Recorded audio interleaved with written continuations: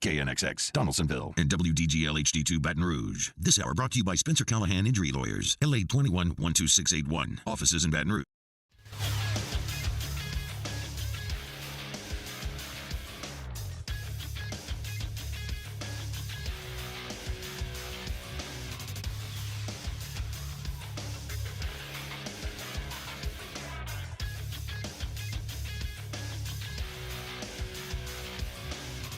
Good morning, everybody.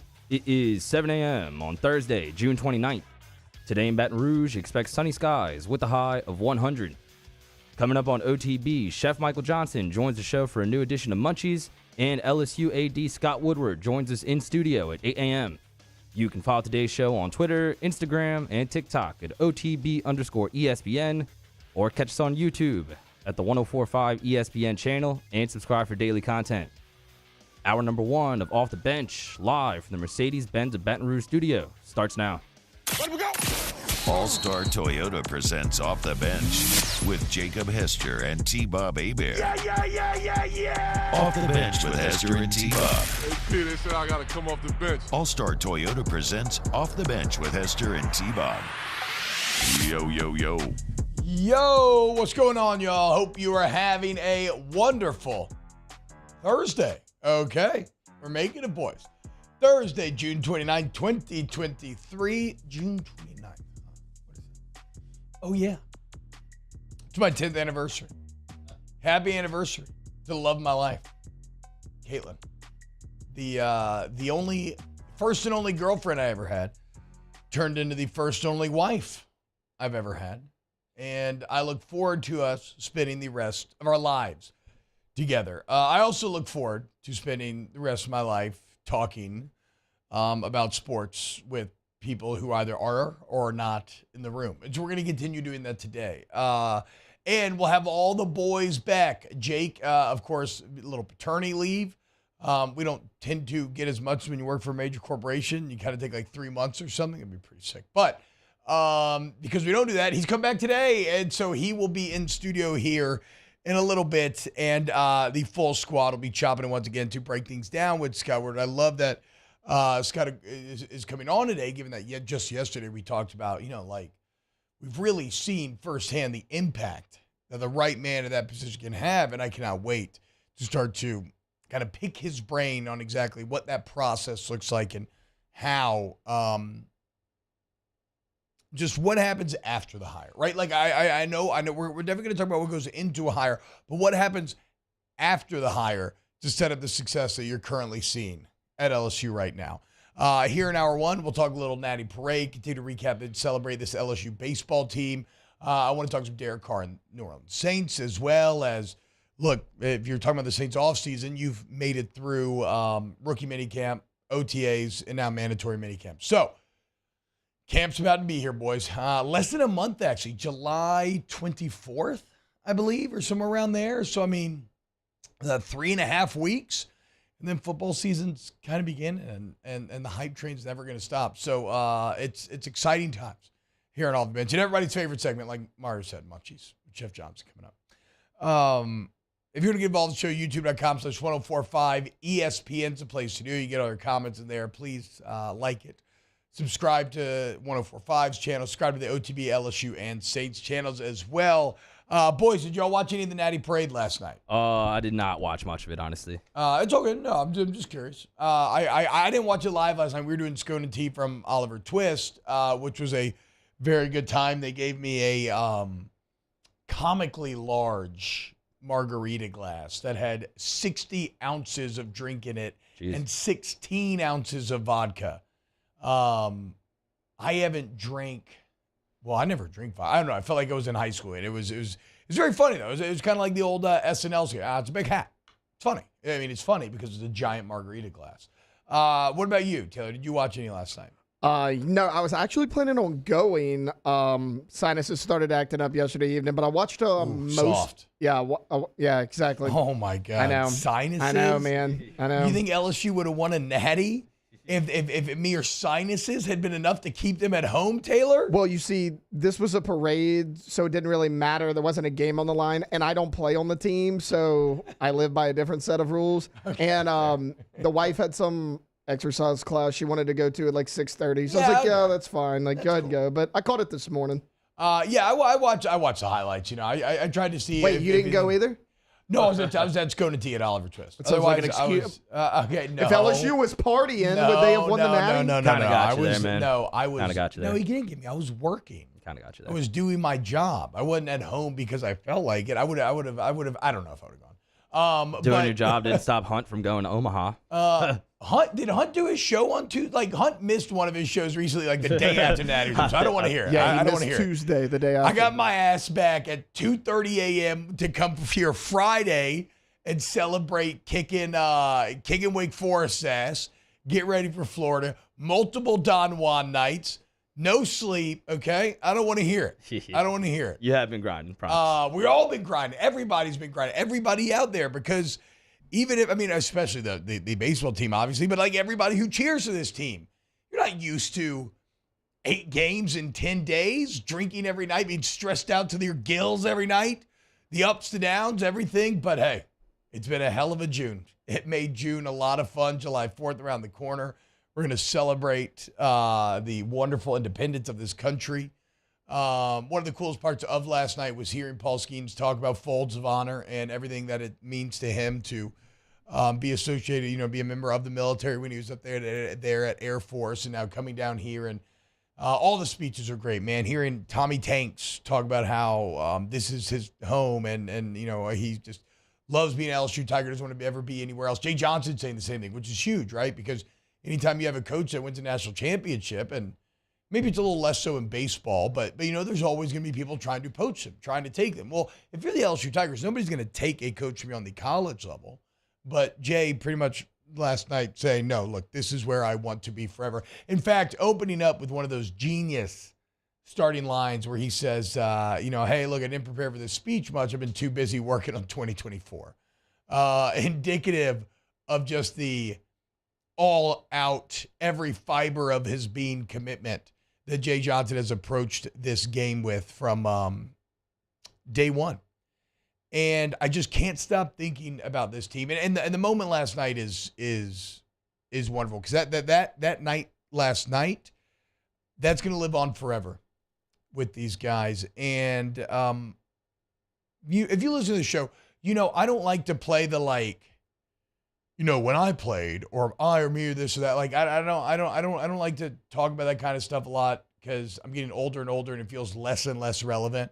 But if you allow me a personal moment, it's kind of funny, man. I found myself quite jealous of those guys, because that moment last night is everything you work for. Because generally, when you and the fellas are gathered together in an official capacity, there's always something on the line, right? Maybe it's a practice. You're going to be working your ass off. You're going to be fighting for playing time. Maybe it's a game where you need to win. Maybe it's a championship. But the point is, there's an official capacity. It's so incredibly rare that you're ever just together kicking it. And last night, you get with all the homies one last time in that official capacity, and there's no pressure. It's all celebration. It's all good vibes. It's all just thousands of adoring and screaming fans congratulating you on finishing the race, on achieving immortality, on completing your life's goal. That is something that very few, that feeling those players had last night, those coaches and everybody in that organization, that is something that very few in their lives ever get to achieve in any area of life. And so I'm a bit jealous of them, because that's something that's going to stick with those guys forever, right? And it's made all the sweeter by the path they had to go through. And I can't stop thinking about the path that this team went down, man. There were no breaks along the way. Like Johnson said, man, you faced pretty much the best team every single step along the way. You had to overcome some of the weirdest pitch matchups. And it's so funny, man. We've been talking so much the last couple of days about all the legendary moments, and you realize there's so many that you forget some. Like last night at Scone T, we started talking about Griffin Herring. I completely forgot about the beginning of the game rhythm of Game 2 against Wake Forest, where Coleman starts. He only gives you 1 1/3. Blake Money comes in for 1 out. and all of a sudden it's 2-0. It looks awful. You knew you had a pitching disadvantage. Chris Van Herren comes in. He gets a big 3-2 strikeout, and he gives you 4 1/3 scoreless. 4 2/3. Then Gavin Guidry. Then Riley Cooper, who had a real case to be named MVP. The Cade Beloso massive 3-run home run from that game to win 5-2. Again, so many legends. And I find it just very fun to kind of sit around and think about. One of the other things that I was struck with last night watching or I guess I watched it this morning, but watching the celebration was Dylan Cruz. And the thing is, if you think back to Jay Johnson's opening press conference, one of the main topics that he discussed, he's like, look, because baseball's got that incredibly weird dynamic of if you are a great high school player, it's not just about recruiting the number one player. Like in football, get the number one player in the country, you're good to go. In baseball, you do that, he ain't going to show up, right? It's all like sign abilities, pro, college. It's weird dynamic, unlike any other sport or any of the other ones that I cover like really intensely. Well, Jay said, look, I truly believe that for the majority of guys, the vast majority of guys, that the best path to being your best pro, like the best path and the best way to give yourself a chance to make the MLB is to start by developing out of high school through college. And then you look at someone like Dylan Cruz, and it's hard to say that that's not the ultimate validation of everything Jay Johnson's talking about. Now, look, if you think about the path, going to the minors versus going to college, look, that idea of college being the best path forward to becoming a pro, that's definitely true from a quality of life standpoint. That's inarguable. Living here on campus, the facilities in which you'll train, flying instead of busing, everything from a quality of life standpoint is better than the minors grind is going to be. It's definitely true, the path through the pros. It's arguably true from a development standpoint, right? For some, going and learning on the college level and fighting through the elite talent of the SEC and learning that is going to be a better way for them to get ready to try to make the majors than to go straight into the minors playing with other adults, maybe even some like old heads and everything right out of high school. And it's increasingly true from a financial standpoint. Like, sure, maybe if you're one of those players that gives up like a massive signing bonus, there's a world where you won't be able to make up that signing bonus, and we've seen it here before. But with NIL and everything else, especially with the buy-in here in Baton Rouge, there's a chance that you'll be making more. Actually, you probably will be making more than you'll be making from a salary standpoint if you were to go straight to the minors. And so you look back at Dylan Cruz. This is a man that coming to high school said he was so good. Now, this is rare, but he was so good that he said, look, I won $6 million. If I don't get $6 million, I'm not signing. Didn't get it. You know what he did?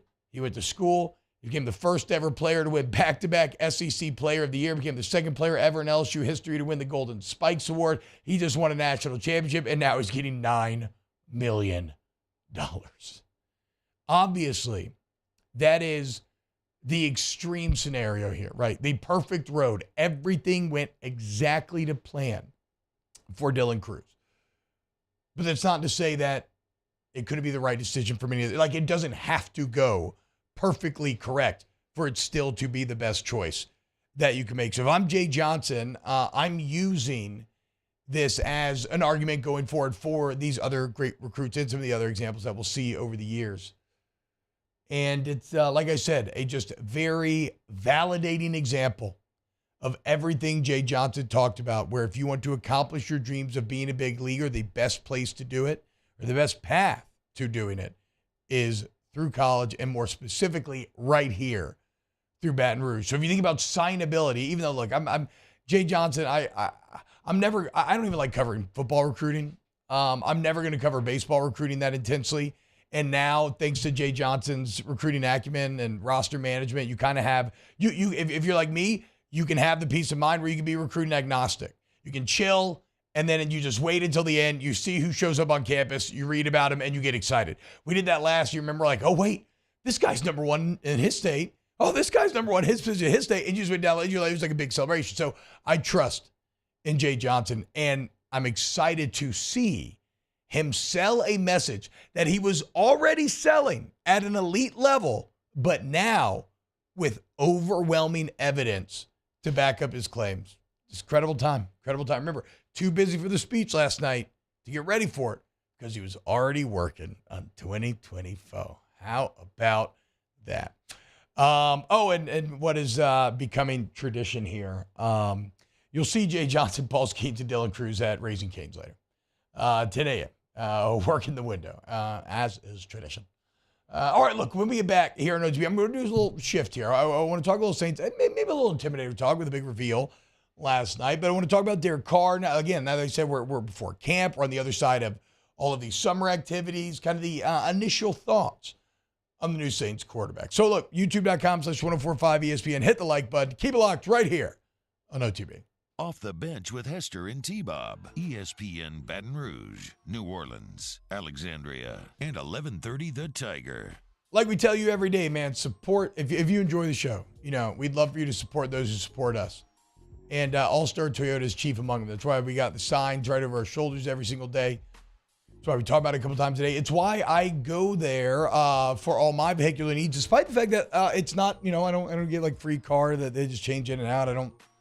It's nothing in the contract says I have to.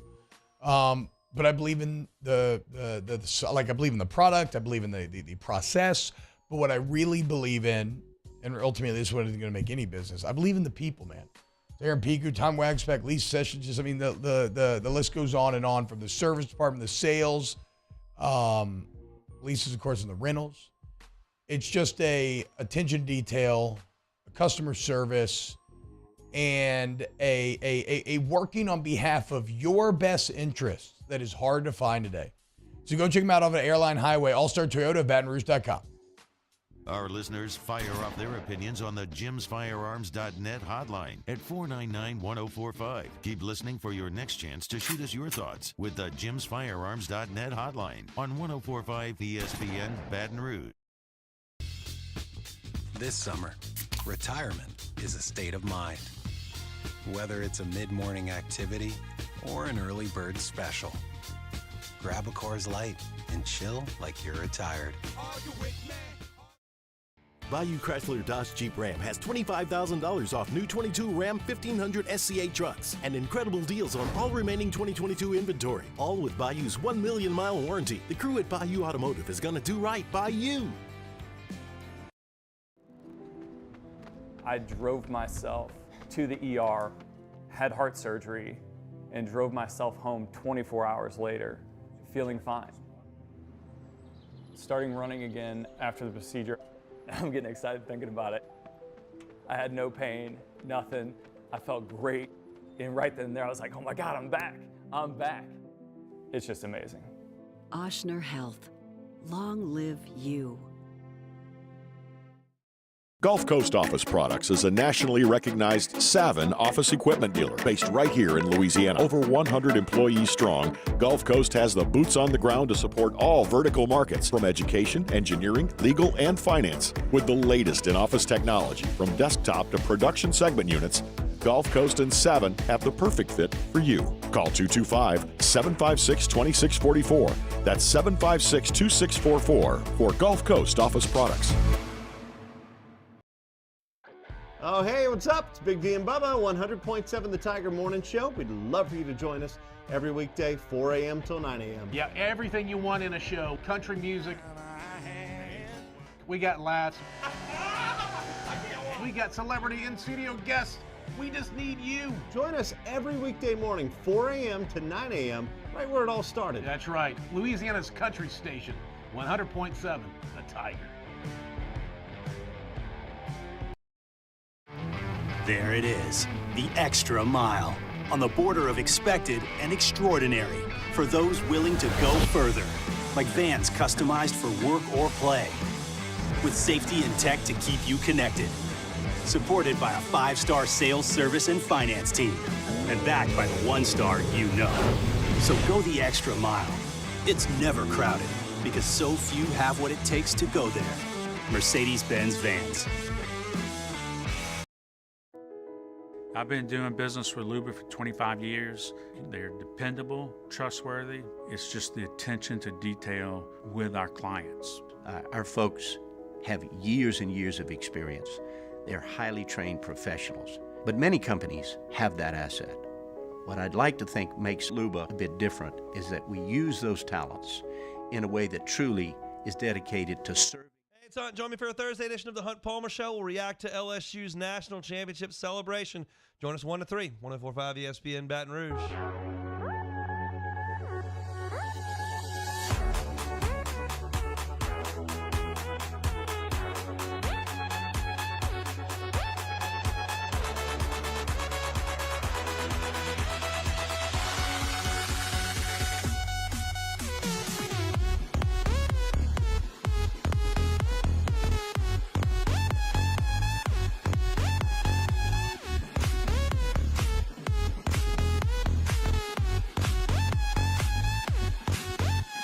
All-Star Toyota presents Off the Bench with Hester and T-Bob. ESPN Baton Rouge, New Orleans, Alexandria, and 1130 The Tiger. Man, wonder if we should have the Derek Carr conversation before Jake gets in, because I don't know how much Jake enjoys talking about Derek Carr. Because you kind of just got my brain spinning a little bit, even thinking back to yesterday, because we were talking about BK. Is he under more pressure to win a Natty? And then I'm thinking in my head, well, like, no. Like, the expectation was always for him to win a Natty, right? That was the goal from the beginning. Every coach has done it with LSU football recently. So, of course, that's the goal. Now, like we said yesterday, I think this year is probably one of the best windows you're going to have, and it's coming a little earlier than you would have expected. But what just kind of caught me right here at the beginning of this segment is I'm like, wow, Kim Mulkey was under that exact same pressure. Like, it was a national championship and nothing else was going to make people happy. You'd already been to Final Fours. You never won Natty before. You brought in someone who won multiple ones to do just that. Mission accomplished. Jay Johnson had the pressure of as well. That was the expectation. Now, I know people would have accepted Omaha this year, certainly, right? But the expectation eventually by the time Jay Johnson get done was 1,000% he needed to have a Natty, and he already got it done. So, yeah, it's, wow. I mean, if that doesn't get you excited, talk to Scott Woodward at 8 a.m. When you're talking about hiring two different people that had impossible expectations to live up to and then exceeded them on a quicker timetable than you could have ever imagined. In this chaotic time in college sports where everything is changing, they say that chaos is a ladder, right? That's what they said in Game of Thrones, Littlefinger. Well, LSU has climbed that ladder very effectively, and a lot of that goes back to the AD, Scott Woodward, who will be in here in studio with us at 8 a.m. So, pretty cool, man. All right, so let's. What y'all think about the? Have y'all seen the new Intimidator that they revealed? So last night, look, everybody's very excited. We had the stream on, celebration at the bar. Very cool hearing from, like we said, all the players. The fireworks show, like Bill Frank is an excellent job of emceeing the event. The production was fantastic, right? And then they revealed the Intimidator, and it's like the logo and everything. But then some people, because we are humans, are like, I don't like it. What's gonna happen? I can't imagine that that's going to be the permanent change. Now, it could definitely be for more than just last night, right? Like, maybe they're doing it for a season. But if you haven't seen it, it is the logo from this year's national championship and it includes all the other years, a kind of small type within the logo, but it is very much the 2023 national championship logo. And some people are like, I mean, they're not going to keep that there, right? I mean, look, maybe they keep there next year. I'm not entirely sure. But no, you're not going to keep there long term. Don't worry about that.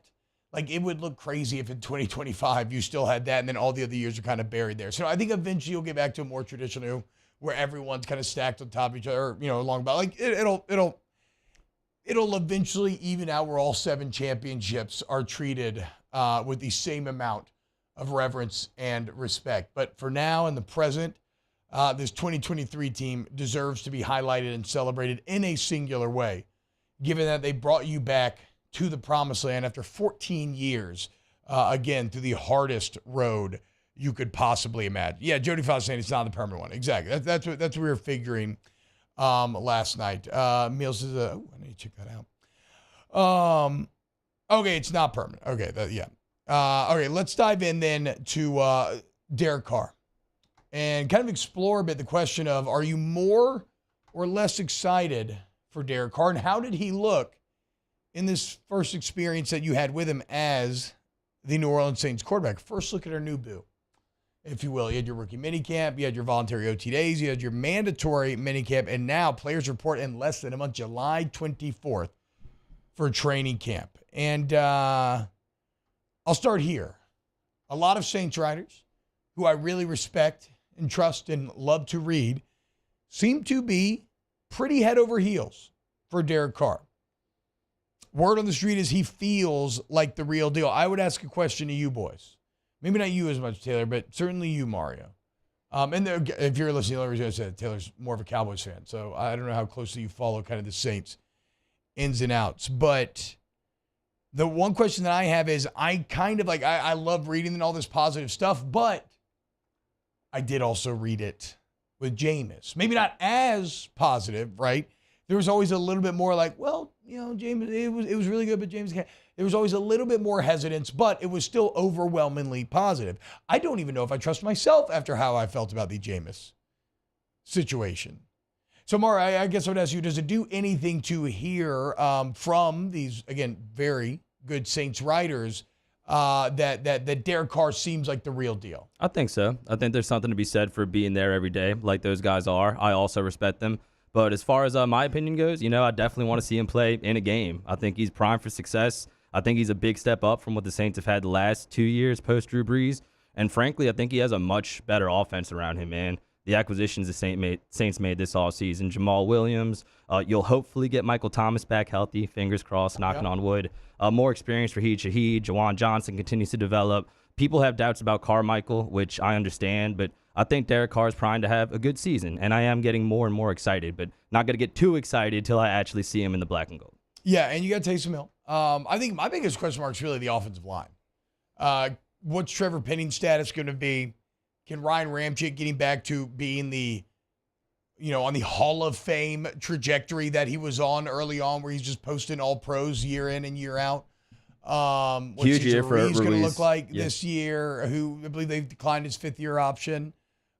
So yeah, there's a lot to break down on, there's a lot riding on the development and the cohesiveness of that offensive line, and nothing can doom a team more than having a bad O-line, which I don't know. It could go either way, honestly. The O-line does kind of balance on a knife's edge here. Yeah, Teron Armstead's just presence has been missed. I know people complained about him missing games, which that's a different conversation, but just his presence on the offensive line, I think, has really been missed. Ramczyk and McCoy need to step up in that regard.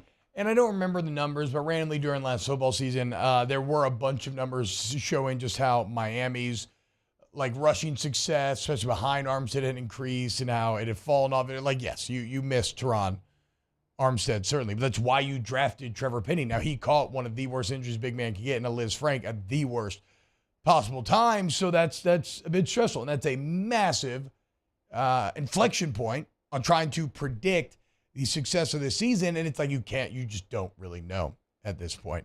Left tackle is going to go a long way towards helping Derek Carr. But then again, Derek Carr will go a long way towards helping a left tackle, because the best thing ever as an alignment is a quarterback that is going to get rid of the ball. And if you've been an NFL quarterback for 10 years, your internal clock is so razor sharp, you know exactly when that ball has to be coming out. It's something my old man used to always talk about. That's actually another reason why I'm not going to allow myself yet. Well, I actually guess I already have, but I guess it bears mentioning. I've talked to the Cannon lately, and he's been, Carr's good, but he hasn't been overly impressed. He is, and remember, this dude was keeping it pretty real with Jameis last year too. When we were all falling in head over heels, he was basically saying, not really. He was like, look, if you were an alien and you came down to watch practice, you would probably think Andy Dalton was the starting quarterback. And lo and behold, now injuries and other things maybe discolored this all. We still never got the full look at James. Who knows? We never tears it. I get all of this. Yeah, I still don't think that was the right call straight up. I know it's semantics and spilled milk right now, but I think they could have handled the Jameis situation a little bit better. Well, I would have just loved to see him get a chance again after he was healthy, because it's not like Andy Dalton was accomplishing you anything. Exactly. That's all I'm saying. That's fine. That's fine. But the point is, the Cannon kept it pretty real back then. And when I talked to him, I was like, dude, I heard like Carr's been kicking ass. And he was like, this was early on. This was right at the beginning of OTAs.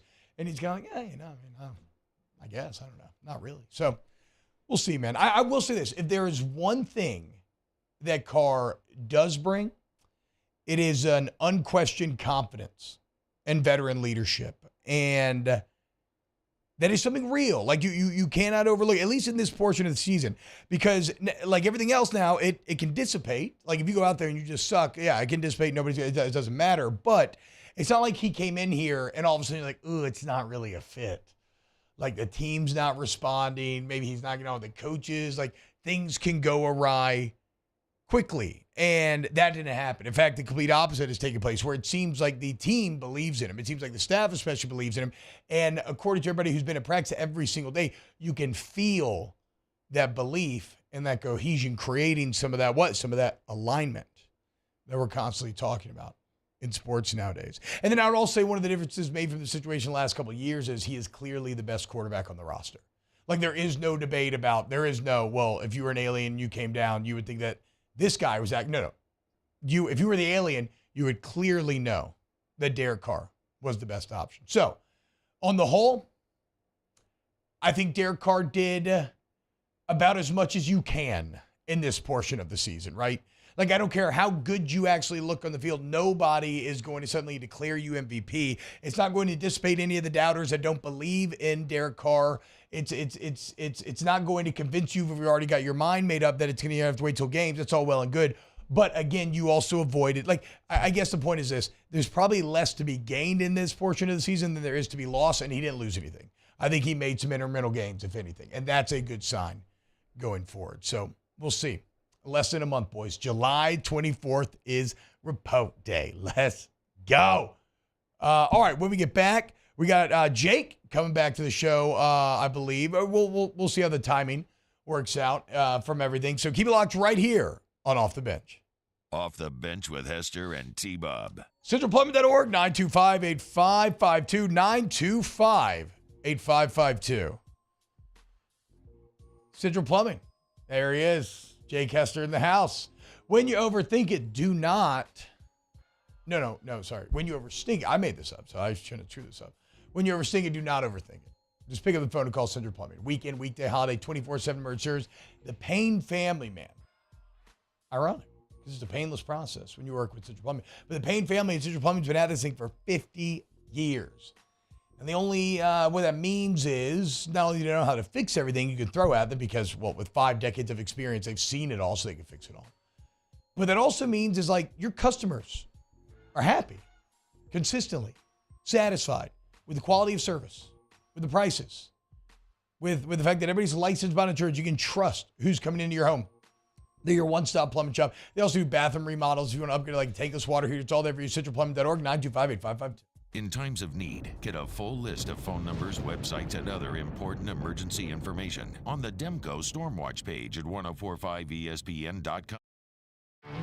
There it is, the extra mile, on the border of expected and extraordinary, for those willing to go further, like vans customized for work or play, with safety and tech to keep you connected, supported by a 5-star sales, service, and finance team, and backed by the 1-star you know. So go the extra mile. It's never crowded, because so few have what it takes to go there. Mercedes-Benz Vans.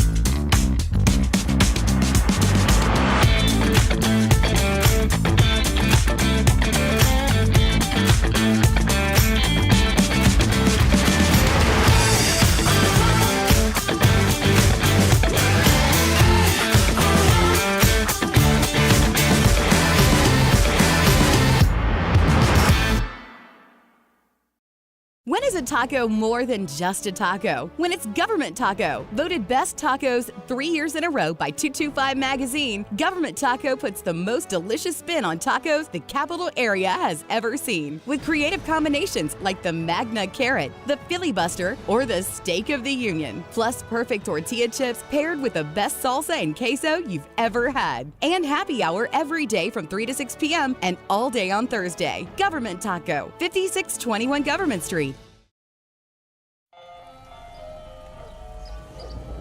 Hey there, little buddy. What's the matter?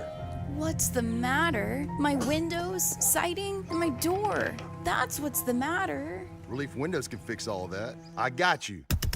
Pop, pop. What's up? Oh my gosh, look! Curb appeal. That's a good-looking neighborhood. ReliefWindows.com. Hello, Samantha, dear, I hope you're feeling fine. And it won't be long until I'm with you all the time. But until then, I spend my money up right down on my last dime. Come on, in Baton Rouge.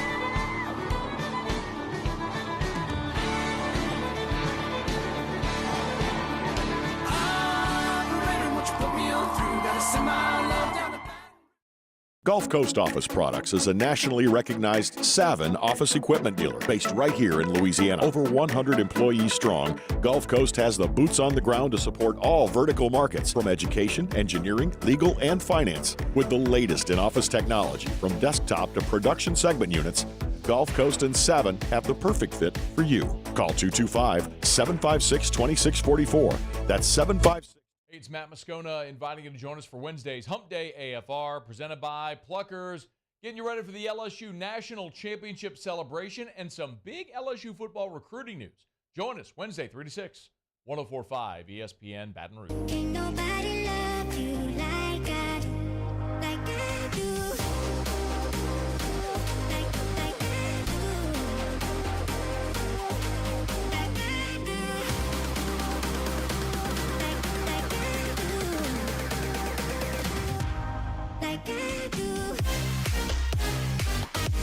All-Star Toyota presents Off the Bench with Hester and T-Bob. ESPN Baton Rouge, New Orleans, Alexandria, and 1130 The Tiger.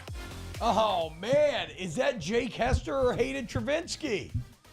Look at our guy rocking the daddy stash. I thought we were all doing yes, it today. dude. Mario was down. Taylor, I'd have to grow it first, but I thought it was if Travinsky hit a 3-run homer, and he didn't do that. Yeah, but he got hurt. He had a rib injury, and I was like, you know what? We're going to pick our guy up when he gets hurt. Hell yeah. He didn't have as many opportunities, so, you know, Mario was down, which I appreciate. T shut it down pretty quick. I just said, nope, I'm not doing it. The quickest T-Bob has ever responded to us. I was like, nope. Well, and I didn't see it at first, and then as soon as I saw it, though, yes, I wanted to get way out ahead of it and be clear that I was not. It was like a pretty formal text too. Yeah. Also, it's kind of funny because again, I wanted to have very clear communication. You did. That it was. I was like, no, I am not going to do that for the boys. I love the boys, but look, the bet was a bet, and absolutely would have done it. It was great. You do look excellent with it, though. I've always liked you with a stash, but I think I actually like it better now with the soul patch. You have almost sort of a piratical type of feel in a lot of ways. It looks badass, dude. What does piratical mean? I don't know if it's an actual word. Pirate.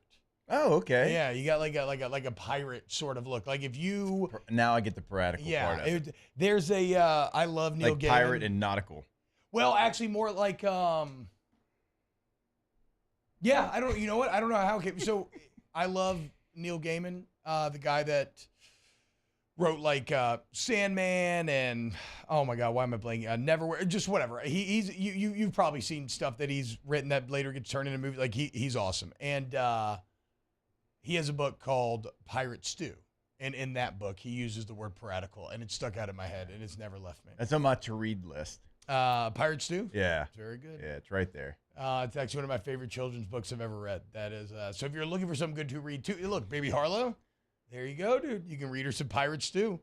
But yeah, you do. It looks sexy. What's up, dude? How you feeling, man? How's the new baby life going? Everything, it's good. It's good. I mean, Katie is incredible in how she can handle everything. And it's, as you know, even if you have a good baby, you still are up every couple of hours, though, because the baby has to eat. Like, even if the baby's sleeping, you got to wake him up. So wake her up. Oof. Gotta get used to it. No, you said M-E-M. Yeah, but it's more like a him, though. No, you just did like a generic baby thing. Like, multiple babies. Like, all babies have to wake up. They all do. I know. And something, it's been 7 years for me. I kind of forgot that. I'm like, she's sleeping. It's like, right, but she has to eat. So you have to wake her up every couple of hours, but it's okay. We're getting used to it. Took a couple of shifts this morning, but still, the way Katie handles 5 children all at one time, I got nothing on it. Hell yeah, dude. I mean, you only got like 6 more months of not sleeping, so you're great. It is a good thing to sleep for me, as you know. It's not that big of a deal, so we'll see. We'll see how it goes in the fall. Like once, doing 2 full shows, like fully in the thick of it, coaching flag football, and that being the schedule. We'll see how that goes. A lot of people saying, Jake, that you look like Dale Earnhardt. Taylor, may need to get a Dale Earnhardt picture up on the screen. I will take that. I don't even know if Taylor's ever seen Dale Sr. before. I know what Dale Sr. looks like. Old number 3. Sure. Okay. He's from Livingston Parish. He knows what Dale Earnhardt looks like. Even if you're 8 years old in LP right now, you know what Dale Earnhardt Sr. looks like somehow. I definitely see Dale now, 100% as well. Which is, I also saw a little bit of Paxton Lynch, so you definitely want to fall on the Dale Earnhardt side of that. Yes. That equation. Then Paxton Lynch. How about that? Oh, that's a name I have not heard. Adam Fields says, so Jake, the best time to snip is around March Madness. I don't think it's happening, boys. Yeah, and also T knows this. Boys. Oh, look at Dale. No soul patch, but yeah, y'all do look very similar. I love it. I absolutely love it. There's no snipping. That's not me. Hey, you don't want a lot of children. I do, and it's okay. It's okay for both of us to have the feelings that we have. T has 3 beautiful children, beautiful, and he decided the roster was complete. No more transactions, and that's great. F your nuts and F mine too. It's like that old Eminem line. John DeLong wants me to make a bet where the loser has to dress up like Bette Midler circa 1997. And dance while singing the lyrics of Rochelle, the musical theme song. I don't know what we're talking about. He thinks the Saints are going to win. He says he guarantees they won't win more than 8 games. The Saints won more than 8 games. They were bad last year and almost fell into 7, getting into the playoffs. Yeah, I think that their division should be bad enough where they should be able to hit 8 games. And because they finished 3rd in the division, they get to face 3rd place finishers from all these. Like the Saints actually have a. Sure, whatever, John. I'll take that. I'll take that bet. Get your Bette Midler costume ready to roll. Dane Berger says. So you'll dress up like Bette Midler just like that, but no, the Doc Holliday took you some getting I had to talk you into it. No, you didn't have to talk me into it. You do the same thing. Not talking into it. Sorry, I had to kind of come up with a way where you couldn't say no. Well, he did the same thing though. The challenging on air. It's that you can't back out if everybody's watching, right? It's just a classic peer pressure technique. Hester, do we have any updates on CD wearing the jersey? Yeah, I mean, he's been a little quiet. And typically CD is, he's engaged in these conversations. I think this one hurt him. Because I've never heard him, even when they were 3 touchdown favorites that year, 2020, when Cade York hits the field goal, he wasn't as confident. He was confident that Florida's going to win the series and win it in a sweep. Hadn't heard from him.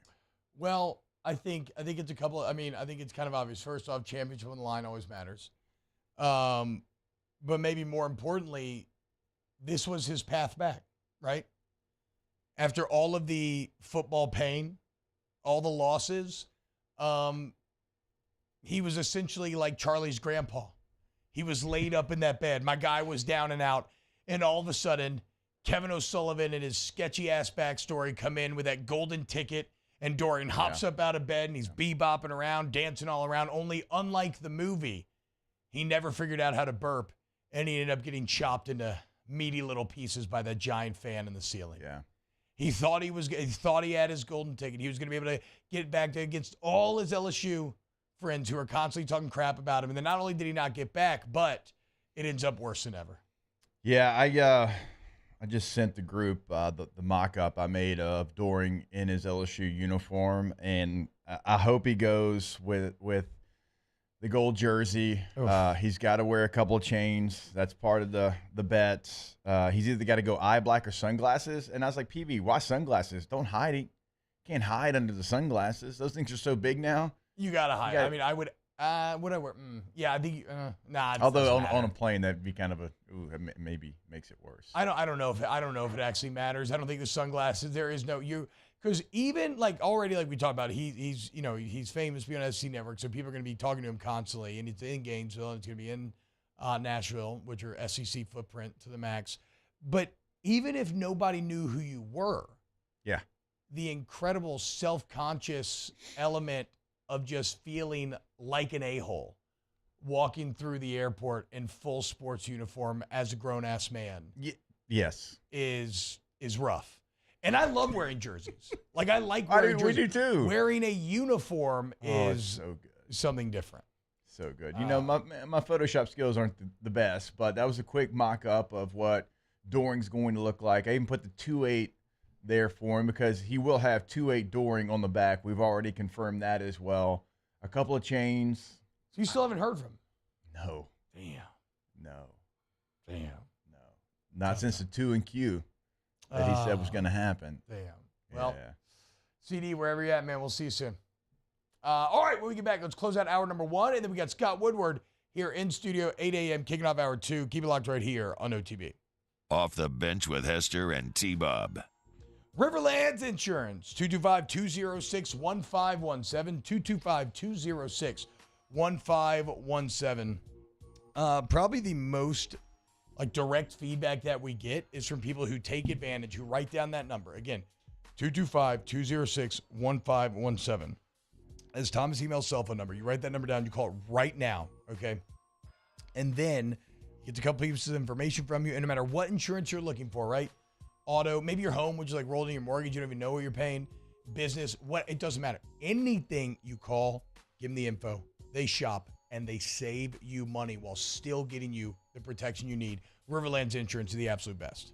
Yeah, when you call that number, just know that Thomas is going to answer. He's going to answer on the spot. Doesn't matter the situation, and he can help you out in this moment. That's why we've had so many people call during the live read or right after the live read, and he's helped them. 225-206-1517, 225-206-1517. Our listeners fire off their opinions on the jimsfirearms.net hotline at 499-1045. Keep listening for your next chance to shoot us your thoughts with the jimsfirearms.net hotline on 1045 ESPN Baton Rouge. Follow us on Twitter at 1045ESPN to cast your vote in the Citizens Bank and Trust poll of the day. Vote daily inside Off the Bench, live at lunch, Hunt Palmer. And after further review, Citizens Bank and Trust brings you the poll of the day via Twitter at 1045ESPN. Bayou Ford has up to $7,000 off MSRP plus 0% financing on new 23 Ford F-150 XLT trucks and incredible deals on all remaining 2022 inventory. All with Bayou's 1 million mile warranty. The crew at Bayou Ford is going to do right by you. Turn my music high, high, high, high. Yeah. You don't know what you're doing. Sure I do. I'm from the streets where the hood can swallow on me. Bullets will follow on me. There's so much that you could run the slalom. The cops comb this top to bottom. They say that we are prone to violence, but it's home sweet home. Where personalities clash and chrome meets chrome. Prices up and down like this Wall Street.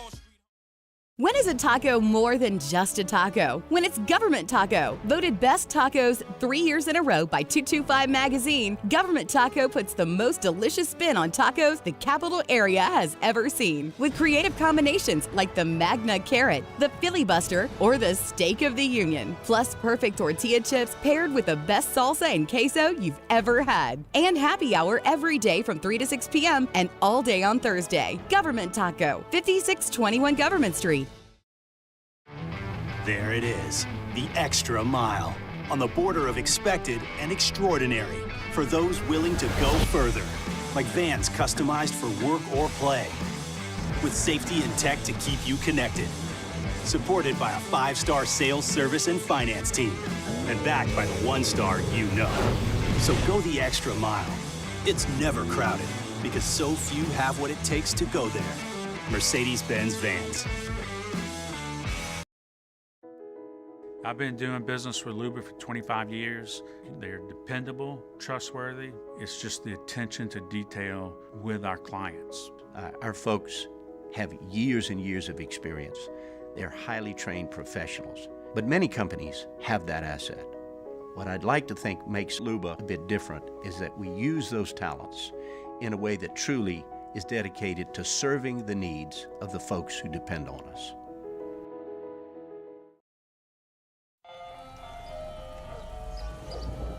Hey there, little buddy. What's the matter? What's the matter? My windows, siding, and my door. That's what's the matter. Relief Windows can fix all that. I got you. Pop, pop. What's up? Oh my gosh, look! Curb appeal. That's a Jimmy on Charles Handegriff. It's live at lunch, live from Jolie Pearl Oyster Bar downtown. Thursday, 11 a.m. to 1 p.m. right here on 104.5 ESPN. When I met you in the summer.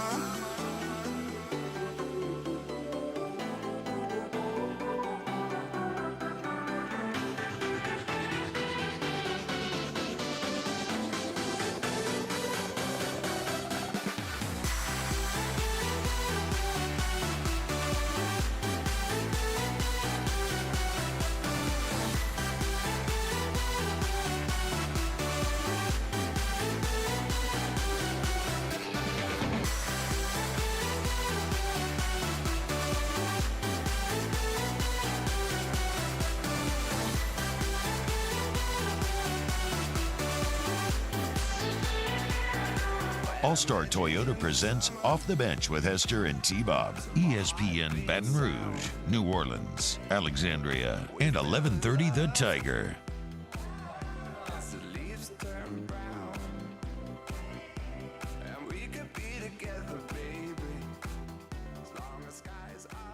Yo, what's going on, yo? Welcome back to OTB.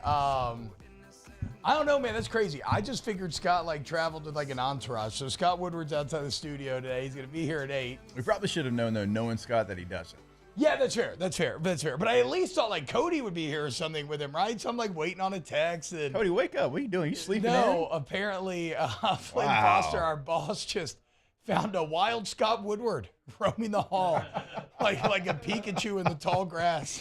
And we are very thankful to have Scott in here next segment and to start to celebrate and break down and pick his brain on winning yet another national championship here at LSU. We talked about it for an entire segment yesterday, Jake, where I think I was always guilty of falling into the trap, the idea of, okay, what does an AD do, right? They make the hire, which I do not want to be flippant about. Because I think the talent evaluation, hiring the right person, is probably the hardest skill to be consistent at maybe on earth, any form of talent evaluation, right? But then it was always kind of well, after that, you just you go. And maybe that's more true in some places than others. I don't know what it's like to be the AD for Nick Saban as a football coach, but I probably feel he probably does a lot. So I guess the point is, I was just kind of always guilty of wondering, how much impact can you actually have? And when Scott was at Washington A&M, there were always kind of whispers if you could ever get him here, it would just be massive. And in my head, I doubted that. And it happened. And look at what has happened subsequently. The impact could not have been larger. And so I'm excited to break down exactly what that looks like and how you accomplish those goals with Scott next. Yeah, you know what's funny, T, and this has probably always been the case, but we just never paid attention to it. You didn't really know other athletic directors' names. You didn't know even really conference commissioners from other conferences. If you were SEC, you didn't know really the Big Ten or the Pac-12 or what was going on. And now in college athletics, you know all of those things. That's because true. I think you're realizing just how impactful they are. There's not a fan of another Power 5 conference that doesn't know who Greg Sankey is. You know what I'm saying? Everybody knows everybody now, and now you're starting to see exactly what everybody does and the power that they can have and the impact that they can have. I mean, think about all the ADs you can go across the SEC that 3 years ago, maybe, certainly 5 years ago, maybe half, you'd probably felt like Matt Flynn trying to guess all the SEC head football coaches a couple years ago. I still don't know how many ADs I can name from around the league, but I can name the one that we have coming in studio here next, and it's because he has completely changed the culture, and the alignment is at an all-time high right now on campus. Gulf South says, can we talk about T-Bob cursing Travinsky by extending his bet to the CWS? Travinsky went from being on fire to like 0-15. Okay. No. First off, did not curse him. That was for the boys, right? That was a goodwill extension. And look, unfortunately, man, injury happened. Like, it's just, that's sports. It sucks. There's just no way around it. But it helps when you have a great team where everybody's fully bought in and you could go. I mean, think about it. Milazzo and Travinsky got beat out by a freshman and didn't whine, didn't complain, and just kept at it. And now they were both rewarded with huge moments, huge pieces to play in this championship. That's a great point, T-Bob. We talk about them getting beat out. We talk about them not being in the starting lineup. Getting beat out by a freshman is a key point that I know I need to do a better job of highlighting because, T-Bob, I know, we all know if we got beat out by a freshman, we would be Salty Jenkins. Yeah, but that's when you're pack it up and go home. You transfer nowadays. They did not. And let's be clear, Travinsky will be in that 1 through 9 next year if he wants to. More OTB, Scott Woodward next. Off the bench with Hester and T-Bob. Bayou Chrysler Dodge Jeep Ram has $25,000 off new 22 Ram 1500 SCA trucks and incredible deals on all remaining 2022 inventory, all with Bayou's 1 million mile warranty. The crew at Bayou Automotive is going to do right by you. The world's leaders in obesity research, obesity medicine, and obesity science are right here. We're doing something that no one's ever done or trying to answer a question that no one's ever asked before. Pennington is a real jewel when it comes to research. We are finding the solutions to the world's worst chronic disease, which is obesity. Louisiana needs Pennington Biomedical. Gulf Coast Bank and Trust is giving our customers the power to bank anywhere, anytime during this challenging event. And we're right there with you. Our mobile banking app is a smart way to manage your money and time. Gulf Coast Bank and Trust, the bank that cares about you. Gulf Coast Office Products is a nationally recognized Savin office equipment dealer based right here in Louisiana. Over 100 employees strong, Gulf Coast has the boots on the ground to support all vertical markets from education, engineering, legal, and finance. With the latest in office technology from desktop to production segment units, Gulf Coast and Savin have the perfect fit for you. Call 225-756-2644. That's 756-2644 for Gulf Coast Office Products. When is a taco more than just a taco? When it's Government Taco. Voted best tacos 3 years in a row by 225 Magazine, Government Taco puts the most delicious spin on tacos the capital area has ever seen. With creative combinations like the Magna Carrot, the Filibuster, or the Steak of the Union. Plus perfect tortilla chips paired with the best salsa and queso you've ever had. And happy hour every day from 3 to 6 p.m. and all day on Thursday. Government Taco, 5621 Government Street. There it is, the extra mile, on the border of expected and extraordinary for those willing to go further, like vans customized for work or play, with safety and tech to keep you connected, supported by a 5-star sales, service, and finance team, and backed by the 1-star you know. So go the extra mile. It's never crowded, because so few have what it takes to go there. Mercedes-Benz Vans. I've been doing business with Luba for 25 years. They're dependable, trustworthy. It's just the attention to detail with our clients. Our folks have years and years of experience. They're highly trained professionals. But many companies have that asset. What I'd like to think makes Luba a bit different is that we use those talents in a way that truly is dedicated to serving the needs of the folks who depend on us.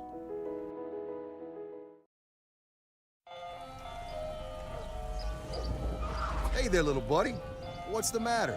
What's the matter? My windows, siding, and my door. That's what's the matter. Relief Windows can fix all that. I got you. Pop, pop. What's up? Oh my gosh, look! Curb appeal.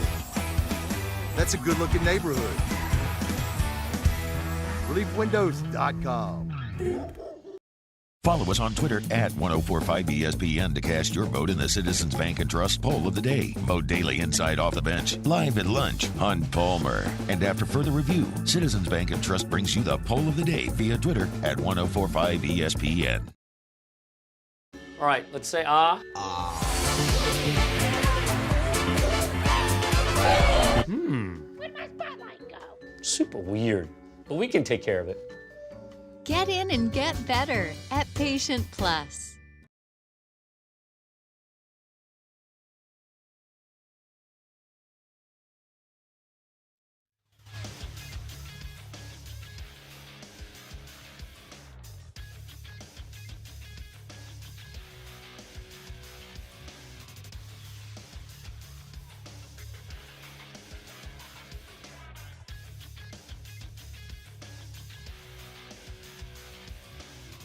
Good morning, everybody. It is 8 a.m. on Thursday, June 29th. Today in Baton Rouge, expect sunny skies with a high of 100. Coming up on OTB, LSU AD Scott Woodward joins the show in studio. Up next, you can follow today's show on Twitter, Instagram, and TikTok at OTB_ESPN, or catch us on YouTube at the 1045 ESPN channel and subscribe for daily content.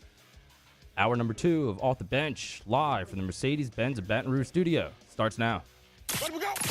All-Star Toyota presents Off the Bench with Jacob Hester and T-Bob Hebert. Yeah. Off the Bench with Hester and T-Bob. Hey, Peter said I got to come off the bench. All-Star Toyota presents Off the Bench with Hester and T-Bob. Yo, yo, yo. Yo, what's going on, y'all? Welcome in. Welcome back. OTB, Thursday, June 29, 2023. Happy 10th anniversary to my wife, and happy Thursday, and happy national championship to all the LSU fans out there. I mean, second one in the last couple months, boys. We're doing pretty good here. And the guy we have in studio right now is one of the most responsible for that, and that is the LSU Athletic Director, Scott Woodward. Scott, what's going on, man? Thank you. Thank you so much for coming in here and joining us in studio today. Yeah, it's great. It's so good to be here, and great time in Omaha, and it was really, really special, and I loved being part and observing how special these kids were and how much they just represented the state, the university, and everything so well. It just makes you so proud. So, Scott, look, I know every time you're asked a question about how this feels, the first thing you go back to is, and even when you were asked about, like, you know, how do you think this feels to the coaches and everything, the first thing about this is about those kids, and that is undeniable. They have bonds and memories, and I've written a story that will now be immortalized. Like, I found myself being very jealous of that moment last night. It's rare you get a team together in an official capacity where there's no pressure. It's just celebratory, right? Like that night last night, they will die and always remember where they were. So all that to say, you are absolutely correct on that front. It's about the kids, and it is great for them. But you are someone whose path is pretty fascinating as well, where you were here, you're home, you go all the way across the country, right? Like some adventurer, a stranger in a strange land. You find your way back here eventually. And during that time when you were away, your legend started to build, and it was always like, man, if we get Scott, like, it's going to happen. And I got to be honest, I just didn't.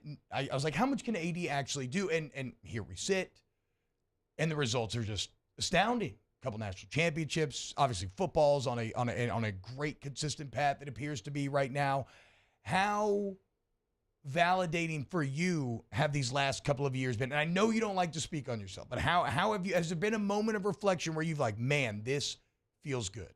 Not really, T-Bob. It's please don't screw it up. So the pressure never ends. It never ends, and it's such a special place to me, and it has such a deep meaning, and Jacob knows it as well as anyone. He and I have sat down and talked about it a while, and I got to laugh at him because I missed you, T-Bob. And you're one of those adults now who I could have said, yeah, I knew him when he was a kid, and I really didn't. But Jacob, I knew when he was a kid, and it's so much fun to see that, and that's what I get goosebumps about, you know, and just talk about it. And we had Joe Burrow and Jimmy in our suite for one of the games, and it's like, hey man, here's a dude that's just, he just loves the place, and you just feel so good about it. That gives me more joy than anything I've ever done or what I do. It's just like, man, this is what it's about, and it's so freaking cool. And I was in the presence of him last night, T-Bob. I mean, Skeens and Dylan are they're goats, man. In college baseball, man. And the Hauser Award winner and the Golden Spikes Award winner. For you, for the listeners out there that aren't hardcore baseball guys, that's the Heisman trophies, guys, man. That's the deal. And you're the #1 team in the country. Pinch yourself, man. It's crazy. I have to imagine, because this is home for you. I mean, this is where you grew up. This is where you lived, and it means so much to you. When you're going out there and you're hiring someone new and you're talking to them about LSU, I'm sure you can tell them what this place means to anyone that comes here. You don't have to be from here. But once you get here, it is a special place because Coach Mulkey and Jay Johnson, like you can see, even Brian Kelly already, you can see what it means to them, because if you come here, if you work hard and you have success, obviously, this place is going to love you like no other place in the country. Yeah, there's no question about it. And that's so cool to see. And that's really, part of my, gestalt when I do interview people is that, I've told you guys that I really like hiring smart people, high IQ, and the high IQ people have it figured out. Yeah. Jay Johnson had it figured out very, very long time ago that this was where he wanted to be. Same thing, with Kim being a local. She knew it. Right. She's a Louisiana Texter through and through, Yeah. but she knows how important LSU is and what it is to the state. And, she had the, not courage, but she had the smarts to send her freaking son here. Come on, man, really? I didn't have to do too much convincing, And then the same thing with BK, It's just like, when I talked to his representative, I said, "Are you serious? Don't mess with me," And I didn't say that. I used the little more colorful language. I said, "Yeah, really." I said, "If you are, I'm serious." Right. So, the smart ones understand how interest there already. Yeah, and the people here don't understand how special it is. Right. And you got to go away, We're too close to it. I went away for 15 years to feel, hey, man, this place is special. When I went away, played in the NFL, like it was great, the success, and we did things there, but you always miss home, and you realize just how special of a place it truly is. But I want to go back. I want to ask you about Jay, because our listeners have heard me tell this story 1,000 times, but during the lockout, he was at USD as an assistant. We worked out there when I was with the Chargers at USD, and I saw this guy, and I'm like, who is this guy's always here. He never leaves. He was working with the players, introduced myself, and then so when the job came open and his name like surfaced, I'm please, let's find a way to hire this guy. But how quickly did you know when you went in and sat down and had a conversation with Jay that he was the guy? Yeah, and it's the truth. I mean, you can't act arrogant about anything, and he mentions it and he talks about it. West Coast baseball guys have struggled in the South. Yep. Yeah. It's been a clear thing. But when I tell you, he's not a typical West Coast guy. And I spent a lot of time out there, and that's not a knock. It's not derogatory. Mm-hmm. The guy grew up in rural Northern California, and it's a different world out there. It's not L.A. It's not the Bay Area. It's not San Diego, Jacob. It's just different. The dude was the most impressive interview I've ever done. Thorough, knew everything about LSU, everything there was to know, and literally when he walked out of the room, and ironically it was 2 years ago when we did it and in Omaha, and Verge Osbury and Stephanie Rimp and Dan Gass and I just looked at each other and said, "This is the guy." You could feel everybody in the room kind of knew it off the bat. It's like, hey, done. This is the guy. That's how good he was in the interview. Yeah. Well, it's kind of interesting too, because it feels like being a college coach, but maybe even especially being the LSU coach was just his life's goal. I mean, he talks about being a little kid and going to Omaha and putting that hat on and everything. But I want to talk a bit about your day-to-day responsibilities, right? Because, again, like I said, I think we all kind of run the risk of, when we think about an AD, we're like, okay, you make the hire, which is huge and very hard. And if you screw it up, like you said, the pressure's just overwhelming. But once the hire is made, like, what is your process day-to-day? How do you, because I heard Jay in the postgame, he's like, look, Scott, he's called me up 2 to 3 times a week, and he's like, what do you need? What do you need? And that's so incredibly rare. Like, no AD does that for their baby. So what is your process, your responsibilities, like, day-to-day to help? You're technically their boss, right? But they need to be empowered. Like, how do you help play a part in this success? Yeah, it's a great question, T-Bob. And that's one I really think about a lot, and how I do it, because I do it very differently. And I've kind of matured in how I've done it. You know, I started off in the business very flat and did a lot of things, probably too much, but I had to learn and get to it. And then here again, just like my coaches, you entrust great people, you know, and you have great people around you, smarter and better than you, and that's what I always did. And so I've viewed it, and I've used this metaphor before. You know, I view myself more as an executive producer of a film than I do as a autocratic, you know, CEO. Right. I'm not the owner of a team. I'm not, you know, the head of my company. You know, I'm a steward of this program. And how am I going to lord over someone who's making 5, 2, 3x more than me? You don't, you know. You collaborate with them. I guess this guy considered that angle to it. Yeah, I can fire you, sure, but, you know, in the end, for you to be successful, I have to support you. Yeah. So it's very important to me. And everyone goes, what's your daily routine? You know, I was talking to, you know, Ben McDonald's son, Jace, yesterday, and he's like, what do you do? How do you do it? I really love, you know, and I just told him, I said, you know, I'm do it differently. And look, I love all of our sports like you love your children. You know, you just showed me your baby, Jacob, and you know, you love your daughter, but you know, those boys are special to you. Right.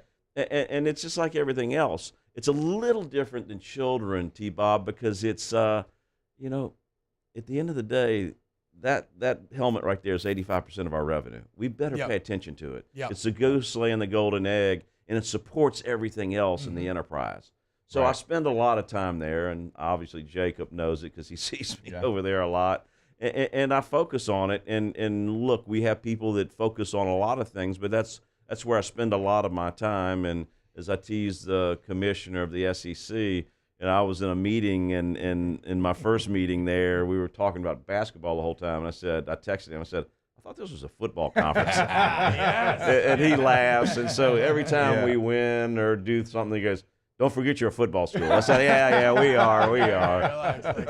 No, it's like, you know, we're an everything school. I'm keeping trying to tell these Tennessee fans. And we are, no doubt. I know, and that's very important. And you're seeing all these sports. I mean, it's not just football, baseball, and I mean, all these sports are really at a high and just continue to grow, which has been really impressive. I had a chance to see you down in Destin for the SEC spring meetings. Obviously, a lot going on there, scheduling some different things. You know, how surprised maybe were you that, you know, scheduling came out as it was, going to stay at 8 conference games? Yeah, that doesn't surprise me. I think we'll eventually get to 9. Yeah. I feel confident about that. It just makes sense, but there's a lot of stuff going on right now and a lot to digest, you know, especially with the new college football playoffs format.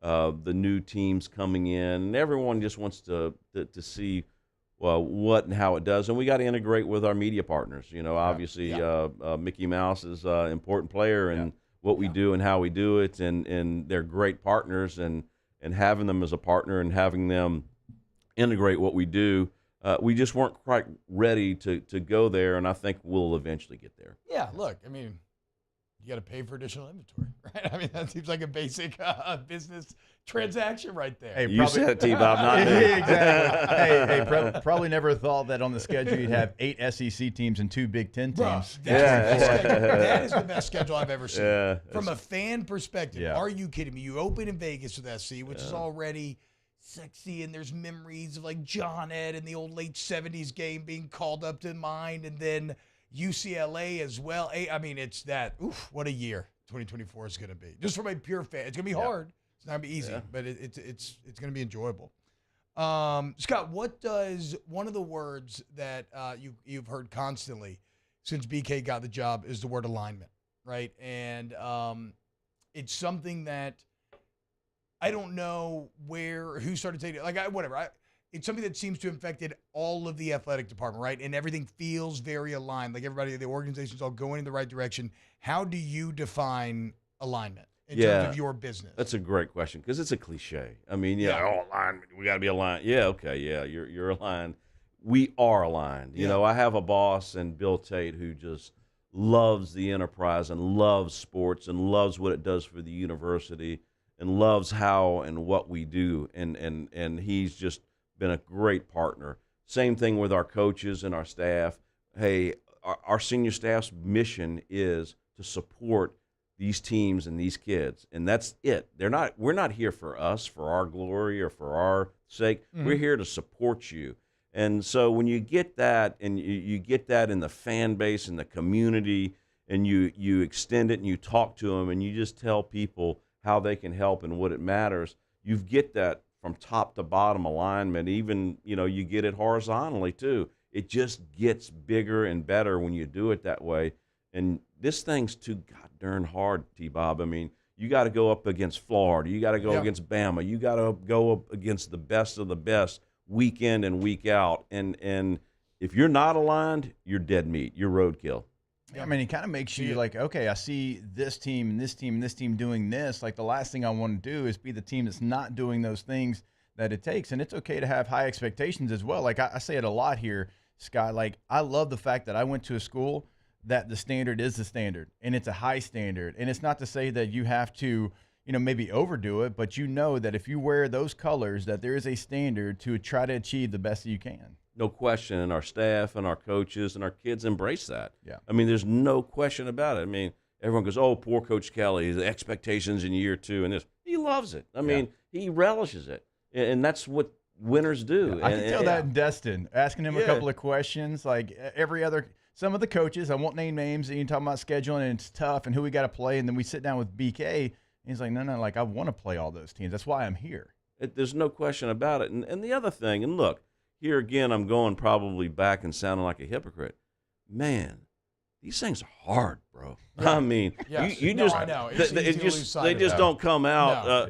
What Kim did and what Jay did and what our national championship coaches have done in the past, hard as hell, man. And look, I'm so proud of what BK did in his first year, winning the West and coming in there with a rebuilding a mission. Hey, man, expectations are high, and they're going to be high. And, we want to win natties, man. That's what it's about. But they are hard. Yeah, and so it bears mentioning because it is easy to lose perspective. And I never want to be when you lose perspective, you kind of lose everything, right? You start to take everything for granted. You lose the spice of life. You lose the emotions that you feel when you see that dog pile. Like, certainly that felt so much more real for so many because it's been 14 years since you had that moment, right? But again, it's very important to point out that just because you're having so much consistent success doesn't mean it got any easier. In fact, like we've seen here recently at LSU, success is not an end to your problems. It just transposes into new problems. And it comes with its own new set of problems, something that Nick Saban has talked about at length in terms of how he's tried to build Alabama. So how do you deal with the challenges that winning a national championship brings? It's not like your race is run. Like Jay Johnson said yesterday, I didn't really prepare for my speech. I've been getting ready for 2024. Like, it comes with new issues. Hey, and that's the way it is. Look, there's a great quote from coaches, and you've heard it. Your actions speak so loud, I can't hear what you're saying. Jay was not BSing. I was in his office, and he goes, "Hey, man, I gotta scratch something together." He was calling recruits. He was talking personnel with Ben McDonald. I mean, that's all he was doing, was talking about 24. And that's what the great ones do, and that's what we try to do as a department. Is always, you hear great sports metaphors. You try to skate to where the puck's going to be, man, and that's what we're always doing. Where the puck's going to be. And it's just like, hey, it's on academics, it's on support and what we do, building new facilities, NIL, all this stuff that is this amalgamation of what you do and how you do it. I always call it a mosaic that you put together, and you try to do that. and it makes sure that it's right and that it fits. And so we spend every day doing these things like, Coach Johnson talks about. It's a process, and it's how and what we do, and we work really hard at doing it, and hopefully we'll keep finding our way. You talk about building new buildings. I wanted to ask you this when I knew you were coming in this morning. Like, when you're building a building now, is it a little bit different than, say, even when the football operations building got done? Because you hear, okay, well, this money's going here, that money's going there. Like, is there anything new that's coming maybe on the horizon, and how important is it now to make sure that you kind of stay up with the arms race? Yeah, it is important, Jacob. But what's different about it than it was when you were playing ball is it was kind of a mono focus. Right. Yep. Now we have NIL, academics, cafeterias. We can do so much more. The Alston decision. We can do so much more for the student athlete that you don't have to funnel it all into bricks and mortars. And so it's important, it matters, but it's not the be all end all. It's part of that again, mosaic. I try to use good metaphors. We're in sports. We always got to do that. We were so excited. Hey, we were so excited. T-Bob, and Scott knows this. He was here. We didn't have to take the buses over to the practice facility anymore because, we had one locker room, man. When that building was built, I guess it would have been at the end of 2004. That was the greatest thing that could ever be, is the fact that no more buses over to practice. Yeah, that was great. Could you imagine the kids getting on a bus today? They'd look at me like I had a third eye, like, what? Yeah, the old school buses. There's no air conditioning there. I remember sitting down and seeing Joseph Adai, who was like the happiest person in the world. And he had this look on his face. It was one of those days that was hotter than the Devil's Lair here in Baton Rouge. And I was a freshman. I'm like, oh man, I've never seen that guy not smile. I think I read the other day that in the Urban Meyer, Florida Natty years, they didn't even have a football ops. It's just crazy. Okay, last one for me, Scott. You mentioned putting together the mosaic, and you mentioned NIL and how you can't really have that monofocus anymore. And there's an old Game of Thrones quote that I love, right? I don't know if that's where it originally comes from, but chaos is a ladder, right? Yeah. And it offers the opportunity to climb. Well, we live in easily the most chaotic times I've seen, and transformational times I've seen in college sports. And so on a day-to-day basis, how do you manage that chaos? How do you interpret it? How do you manage to work within it when you don't really know what's coming? T-Bob, that is such an awesome quote, and I think it's a derivative from Machiavelli, who says, he says there's opportunity in chaos. Yes, there you go. And so, you've heard the old chief of staff of the president say, "Hey, don't let a good crisis pass you by." Yes. But there is, and so people that are just stuck in 30, 40-year, 30-year-old departments that want it like the old ways ain't happening. Yep. And so I view it as, hey, I'm gonna embrace it. Do I always like it? Hell no, man. I like the way he played ball. It'd be easier. It would certainly be easier. I love the pounding around, baby. I love the running game, but it changes and it evolves and it's all good. And we still run the ball, Jacob. And but that being said, is I embrace that stuff, and I love it. And I don't always like where it's not where it's going, but I don't like the change. But I embrace it, right? Yeah. And so that's the key to it. Because you get left behind. You're toast. Yeah. You really are. And so, you embrace these things like the academic money we give them, like NIL. Do I wish it weren't there? Yeah, I do in a lot of ways. But it's here, and we're going to support the student athletes. We're going to make the best of it and do what we do, and that's try to thrive in this chaos. Real quick, awesome. Last one. What about for you? Next couple of weeks, months before football season, because as you know, it's going to be training camp time. We're all going to be out there watching practice, having some fun. You got anything planned before then? Any trips? Any time to breathe before football starts? Sure. Exactly right. T-Bob knows that. His daddy would appreciate it. I'm going down to Bayou Friday. I miss it. This baseball stuff's screwing my fishing up in June, but I'll take it anytime. So, no, I'm going to be around here, and I love it down here. This is why I am here, and I do love these opportunities, and you guys will appreciate it. That's what I did yesterday. Everyone goes, "What'd you do before the big event?" I said, "Hey, man, Ackenhausen and Coleman and Guidry and I were talking about fishing and duck hunting, and I'm taking them, and so they're fired up about it. So it's a labor of love, man. Yeah. It's so much fun. The legend, I love it here, Authority Song says Yoda calls up Scott Woodward for advice. I agree. Scott, cannot thank you enough, man. I know we kept you very long. You're a very busy man, but this was super interesting and just fun to do. So thank you. Congratulations as well. Another national championship. Again, do not lose perspective. Do not become the man or woman that takes it for granted. Scott, thank you so much. Thanks for having me, guys. Always fun. All right, when we get back, we got more OTB. Off the Bench with Hester and T-Bob. ESPN Baton Rouge, New Orleans, Alexandria, and 1130 The Tiger. This is very funny. We just talked about not letting a crisis go to waste. And if you were watching last night, you saw some of the members of the G team, Gordon McKernan on the baseball team, with their 888 hats. Already said 8,888 reasons to rally.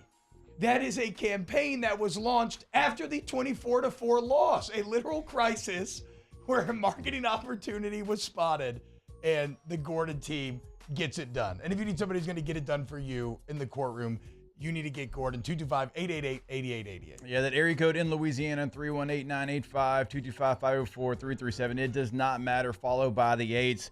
GetGordon.com is the website as well. You can go in there and have a live chat with a live agent right now. So if you're already at work, can't get to the phone, you can have that right there on the website. All social media that handle at GetGordon. And again, your area code in Louisiana, followed by the 8s, 888-8888. In times of need, get a full list of phone numbers, websites, and other important emergency information on the Demco Stormwatch page at 1045ESPN.com. There it is, the extra mile, on the border of expected and extraordinary, for those willing to go further, like vans customized for work or play, with safety and tech to keep you connected. Supported by a 5-star sales, service, and finance team, and backed by the 1-star you know. So go the extra mile. It's never crowded, because so few have what it takes to go there. Mercedes-Benz Vans.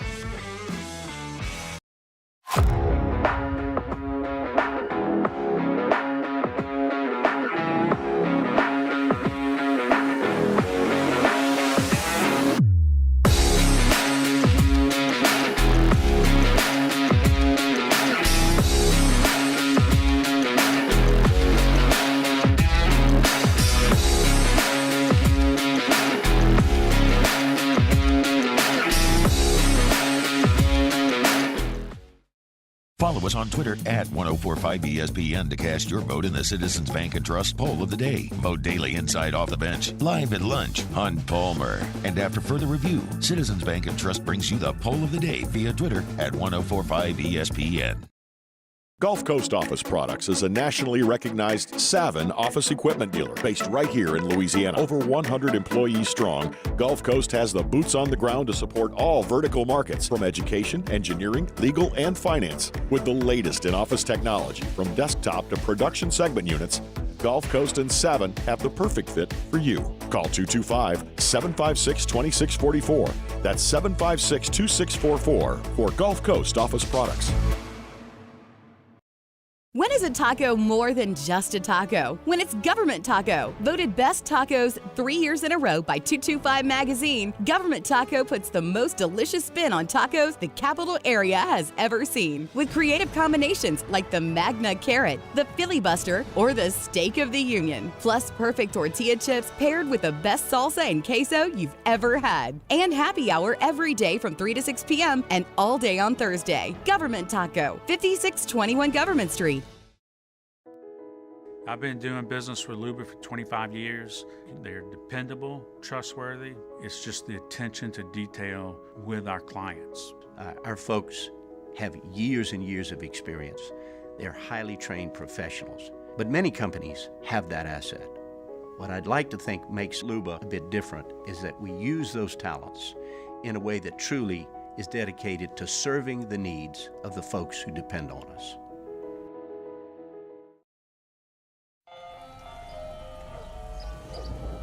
Hey there, little buddy. What's the matter?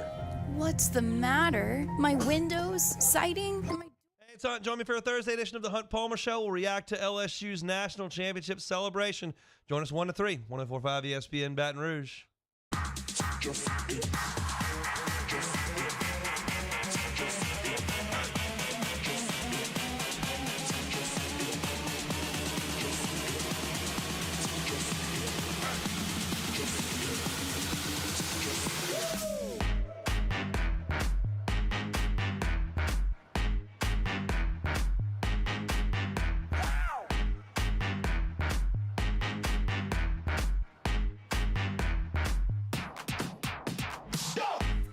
All-Star Toyota presents Off the Bench with Hester and T-Bob. ESPN Baton Rouge, New Orleans, Alexandria, and 1130 The Tiger.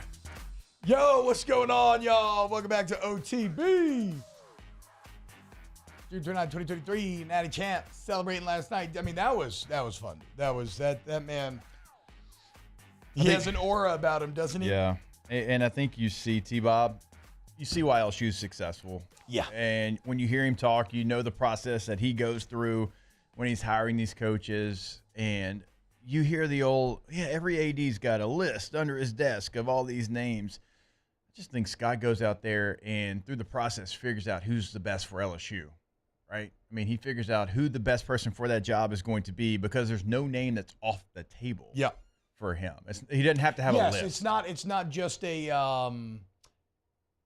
you don't like J. John's group. You don't have to be the BK name to be on the list. Like he will give everybody a full evaluation. And that goes so far because, and I'm not saying in like any past ADs here at LSU. I'm talking about any ADs. Like you're at LSU, you got to hire the name. Well, I mean, Jay had been to Omaha a couple of times. Like he was one win away from winning a national championship. Yep. And then you got people saying, "Oh, it was a single hire, wasn't a home run for LSU." It's like, no, just look at the resume. Like, don't just stick to politics, nerd. Don't just look at the the name. No, like there's a resume behind it. Then you get in a room with that person. Then you understand who they are and what they're all about. And he's going to do that. Now, sometimes it is the name. Sometimes it is Kim Mulkey. Sometimes it is Brian Kelly.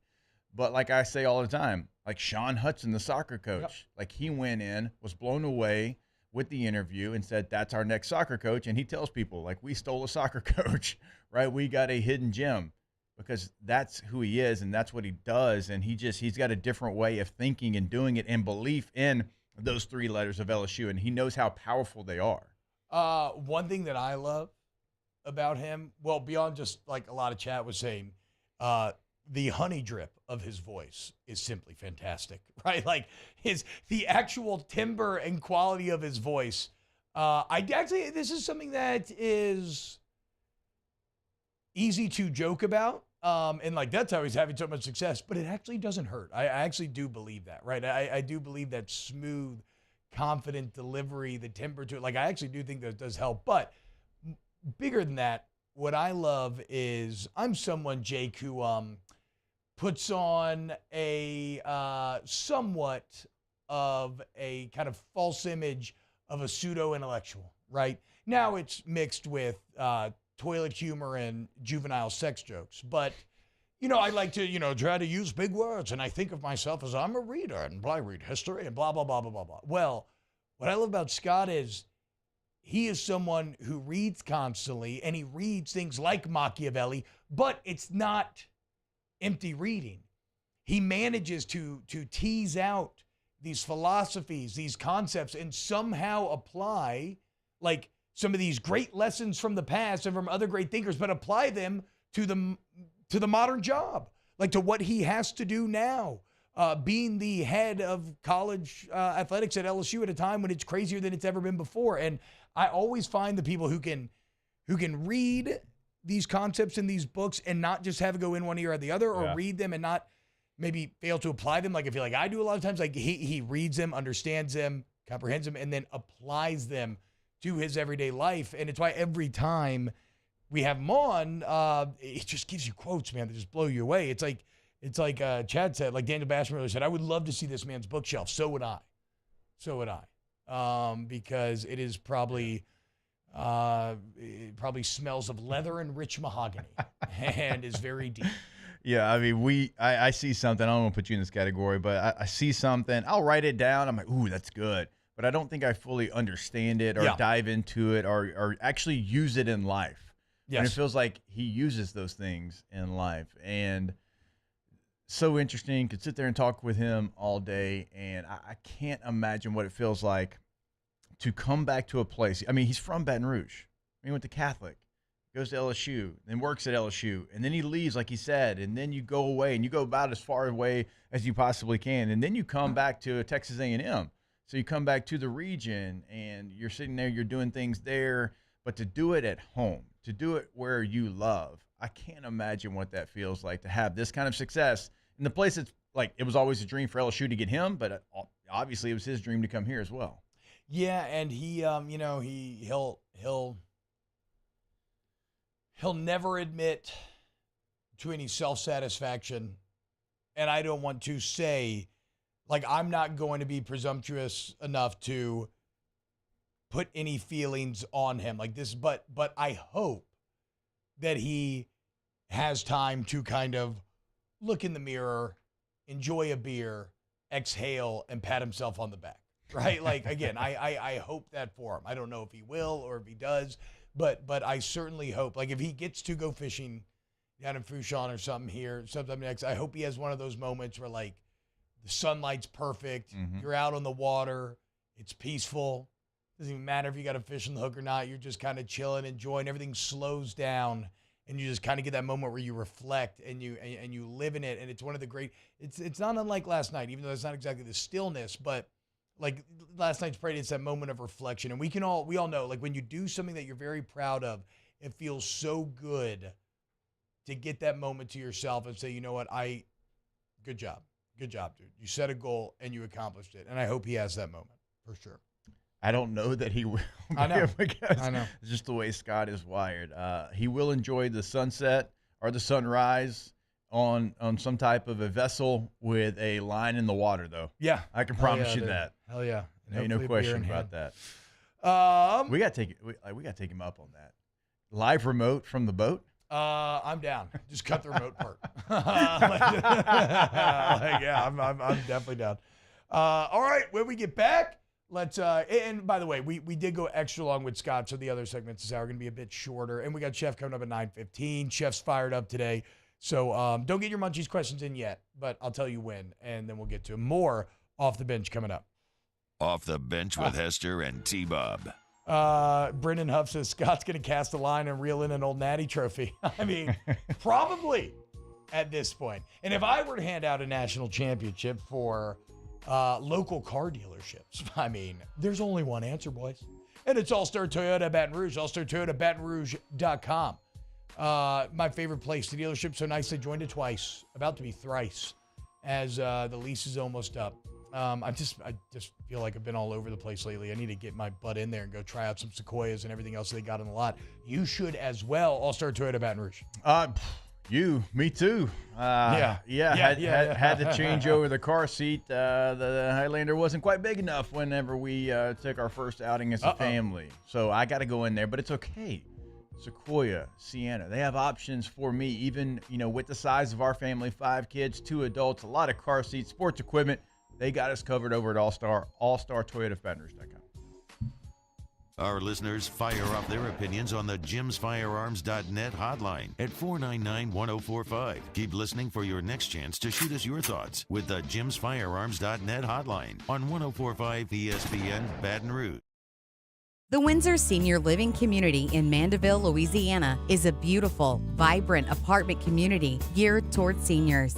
They are nestled right in the heart of Mandeville, where seniors live a more carefree lifestyle in spacious apartments with the peace of mind that comes from having a little extra help. Call the Windsor at 985-624-8040 to schedule a lunch and tour. Come see how the Windsor can be your passport to peace of mind. Gulf Coast Office Products is a nationally recognized Savin office equipment dealer based right here in Louisiana. Over 100 employees strong, Gulf Coast has the boots on the ground to support all vertical markets, from education, engineering, legal, and finance. With the latest in office technology, from desktop to production segment units, Gulf Coast and Savin have the perfect fit for you. Call 225-756-2644. That's 756-2644 for Gulf Coast office products.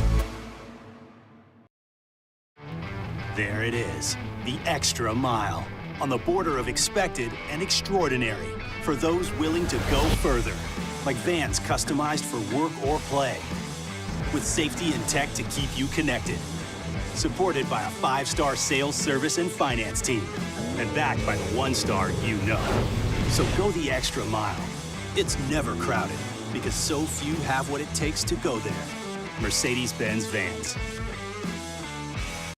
When is a taco more than just a taco? When it's Government Taco. Voted best tacos 3 years in a row by 225 Magazine, Government Taco puts the most delicious spin on tacos the capital area has ever seen. With creative combinations like the Magna Carrot, the Filibuster, or the Steak of the Union. Plus perfect tortilla chips paired with the best salsa and queso you've ever had. And happy hour every day from 3 to 6 p.m. and all day on Thursday. Government Taco, 5621 Government Street. I've been doing business with Luba for 25 years. They're dependable, trustworthy. It's just the attention to detail with our clients. Our folks have years and years of experience. They're highly trained professionals, but many companies have that asset.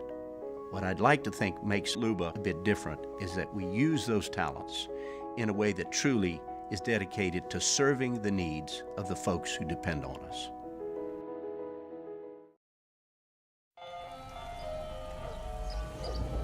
Hey there, little buddy.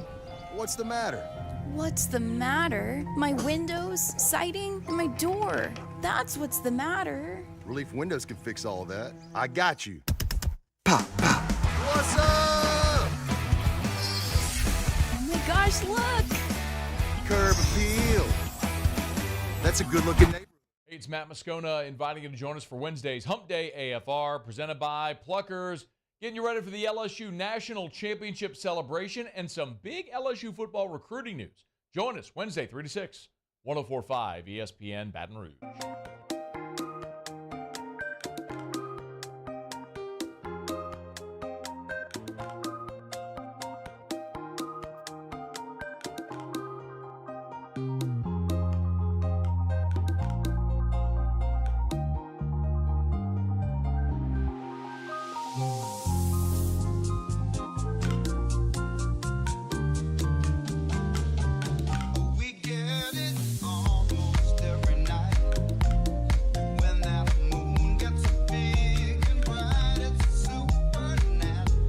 All-Star Toyota presents Off the Bench with Hester and T-Bob. ESPN Baton Rouge, New Orleans, Alexandria, and 1130 The Tiger. What's happening, y'all? Welcome back to OTB. You mentioned a first outing, Jake. Where was y'all's first outing? As a family. Andy's Custard. Oh, dude. Okay. Kind of a place that I never hear anybody talk about. That's my favorite vanilla. And you know how I feel about vanilla, dude. I know. So that's a smooth, I don't know what the difference between custard and ice cream is, but that's a smooth little treat. It's like the eggs or something. So Katie, her family has, like, they know the original Andy's, like when there was like Andy's. Where's it from? I think they lived in, it was either Springfield, Missouri, I think is where they were living at the time. Sheesh. And then they started a franchise and now they're everywhere. So they've loved it for like 25 plus years. And so like whenever any of her family's in town, we make multiple stops by Andy's. Oh, nice, dude. And so how many cars did it take to get everyone to? Because did you take the van? Do you have car seats set up in the van? Yeah, we took the 12-passenger, and I had to switch the car seat over. I was sweating bullets and swearing loudly in my head. Tell me y'all got a Duna. Yeah. Okay, good. Yeah. Okay, good. Okay, so just get you 2 Duna bases then. I got to get another one. You can just pop it in either vehicle. Well, I mean, obviously we were 15 days early. Yeah. So like I was, it's bad planning by me, but we had everything except that. And so and so she was born. I went and bought the Duna and then brought it back. And so we only have one, but we got to get more. I mean, that thing compared to what it used to be. Yeah, because you know better than anyone because you had your first kid, like 13 years ago or something? Yeah. Even with my first 2 kids that we didn't have the Duna. No, I mean, you had the bulky car seat that was gigantic and the stroller. you had to be a world's strongest man competitor to be able to get it out of the back of the car. And now that thing is incredibly easy. Yeah, for those who don't know what we're talking about, just a little parent talk here on OTB. Yeah. But basically, boys, this is a car seat that pops out, and like a transformer, the wheels come down, and then it goes straight into a stroller, and then the wheels go back down, and it has a base you can click into, or you can just buckle it up. And I know, look, obviously we don't do commercials for Duna or anything, but it is so nice for new parents that, like, again, that would be the number one thing that I would tell anybody with a new baby on the way or just having arrived to buy. It is. I'm glad you said Transformer. That's how the Hester boys described it as well. Easy, though. It's not like some of those Transformers toys back in the day where I'd be like, oh, God, wait, how do I'm doing this wrong. Does the head go here? What's the shoulder do? No, just a couple of button pushes, and you're good to go. Yeah. It's cool as hell, man. All the gadgets that they have, that's what I'm learning. Nice, shout out. There you go, Taylor. Yeah, nice job. Yeah, look at that thing, dude. Hell it's like a Cadillac. It really is so nice. Great for airports, everything. What was, oh, crud. What was I going to say? I don't remember. So you know what? Let's just go to break. And when we get back, we're going to play you my actual favorite clip from last night's national championship celebration. And it does not involve a coach. It does not involve a player. It involves the realest of all. It involves a fan. Coming up next here on OTB. Off the Bench with Hester and T-Bob. In times of need, get a full list of phone numbers, websites, and other important emergency information on the Demco Stormwatch page at 1045ESPN.com. The importance of doing this fortified program and offering it to people down here is, number one, the only real chance you're going to get to do this is when you put on a new roof or build new. And through companies like HUDCO, who's kind of leading the way in this thing, it's going to offer the customers a huge advantage in the insurance market and the price of their insurance. You know, we're not looking to make a fortune off fortifying. We're trying to give you a better product than our competitor at the moment. I'm trying to do something that he can. I'm trying to give you something better. So a lot of these insurance jobs, you're getting a re-roof, you're only paying your deductible. Let's sit down and talk about the fortified and let's see what it does to your insurance premium. You're getting a steal. Yeah. You're getting a brand new roof and a fortified certificate for your deductible, essentially. I think we're rocking and rolling.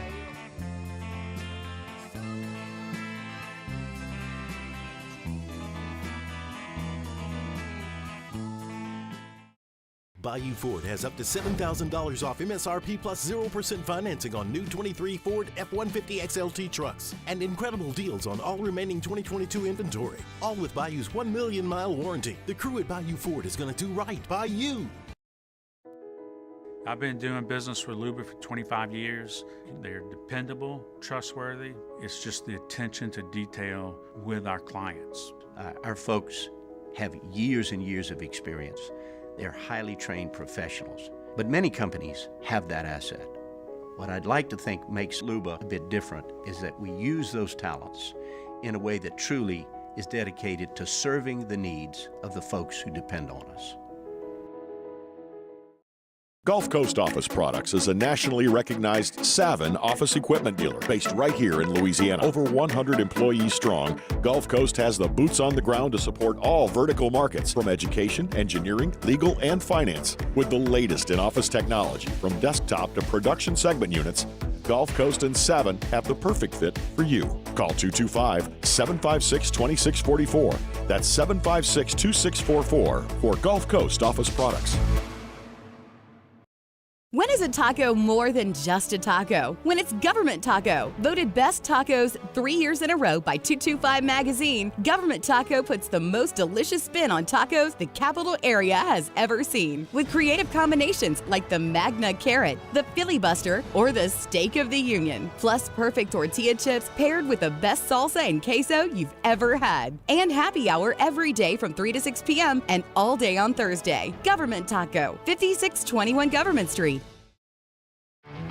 There it is, the extra mile, on the border of expected and extraordinary for those willing to go further, like vans customized for work or play, with safety and tech to keep you connected, supported by a 5-star sales, service, and finance team, and backed by the 1-star you know. So go the extra mile. It's never crowded, because so few have what it takes to go there. Mercedes-Benz Vans.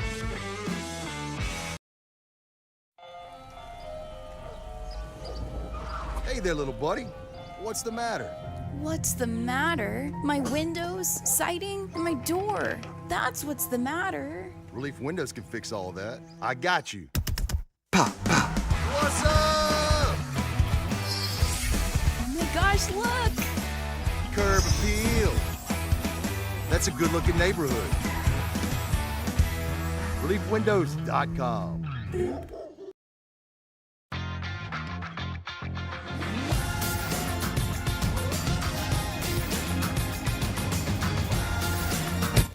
Jimmy on Charles Handegriff. It's live at lunch, live from Jolie Pearl Oyster Bar downtown. Thursday, 11 a.m. to 1 p.m. right here on 104.5 ESPN. Why do you see those yellow eyes? 'Cause I'm falling to pieces. I'm falling to pieces. Falling to pieces. I'm falling to pieces.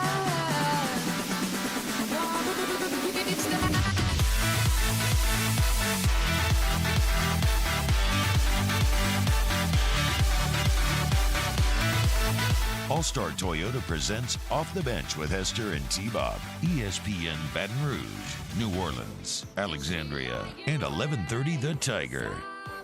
At New York Rooftop. Wasn't that David Guetta? Oh, yeah, I forgot The about I that. Have a Dream MLK remix? I think so. Shout out David Guetta. Brought an end to racism during the pandemic. It Yep. was one of the all-time internet moments. Shout It's a out. beautiful thing. I do love the cinnamon, actually, Guetta. And it's very funny. Here, I Have a Dream remix into a Euro techno club song. Unreal. All right, do we have the clip ready to go, boys?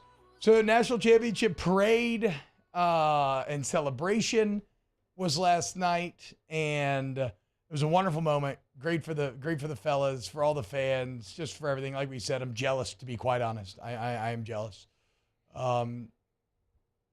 Jake, you know what it feels like. I mean, I know what it feels like a bit, too, but it'd be a freshman and be at one of those things. I remember ours was really cold. It was in the stadium, remember? I remember being a very gray and cold day. Oh, you weren't even there. You were training. Yeah, I was training, and I couldn't get a flight back. I'll never forget, too. Les Miles had this leather jacket on, and we kind of maintained from that day that he had something had kind of changed in him a little bit. The leather. And the leather jacket was one of the things that was like a physical sign of said change. Like Whatever. Venom? Like the Venom suit? Yeah, like a symbiote or something. Exactly, Mark.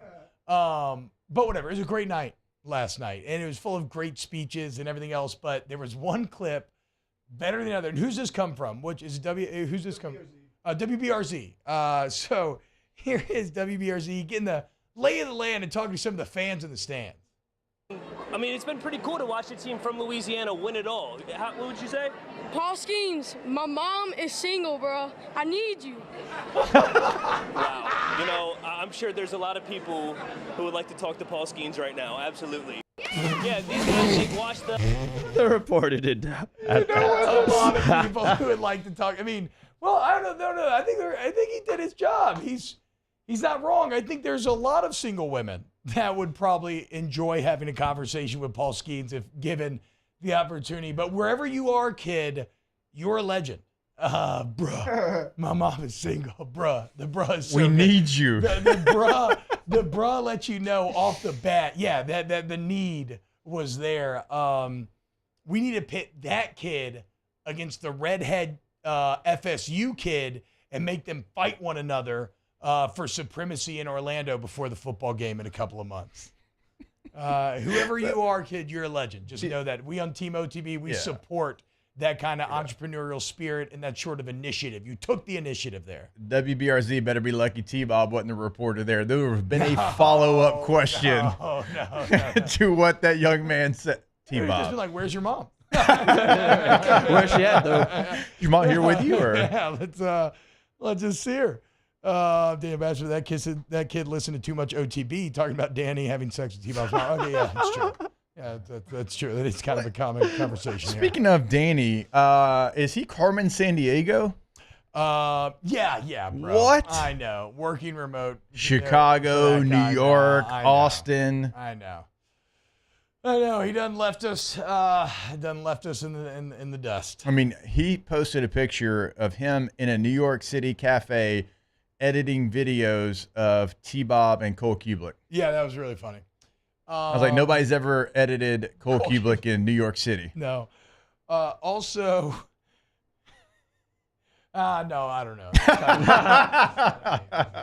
Man, go there. You're T-Bob A-Bear. What you doing? No, I know. no, That's why I'm a no. little nervous. No, it's like you said. I'm sure the memes about whoever did that. It's kind of a rough blow to the ego. But I don't know the setup. So I don't want to be flippant about the situation because I don't know the situation, right? Even though, look, Skeens would no doubt be a great dad. But what about Travinsky? You know, coming in with that daddy stash immediately, just establishing authority. I mean, look at Jake. Tell me that doesn't look like a father of 5 children now. Okay, that facial hair just lets you know who's running the household, whose word is law, if you will. Even though it's probably Katie right now. I mean, yeah, probably so. I had to get, I got permission to to kind of shave it up like this. And it was her. She's like, look, I mean, Travinsky was hurt. They won the national championship. Y'all kind of said you were going to do it. Some part of you probably wanted to do it. Just go do it. Yeah.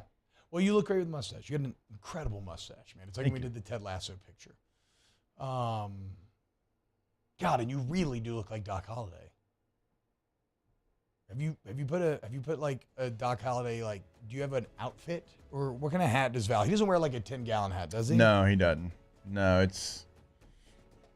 That's what I'm saying. You need to before, while you have this facial hair, you need to do a pseudo Doc Holliday outfit. Like, you probably have enough pieces in the closet to put that together. Yeah, I think so. We'll do it. Hour 3 of OTBs. Go ahead and start to get your Munchies questions in. I'll start to log them. Off the bench with Hester and T-Bob.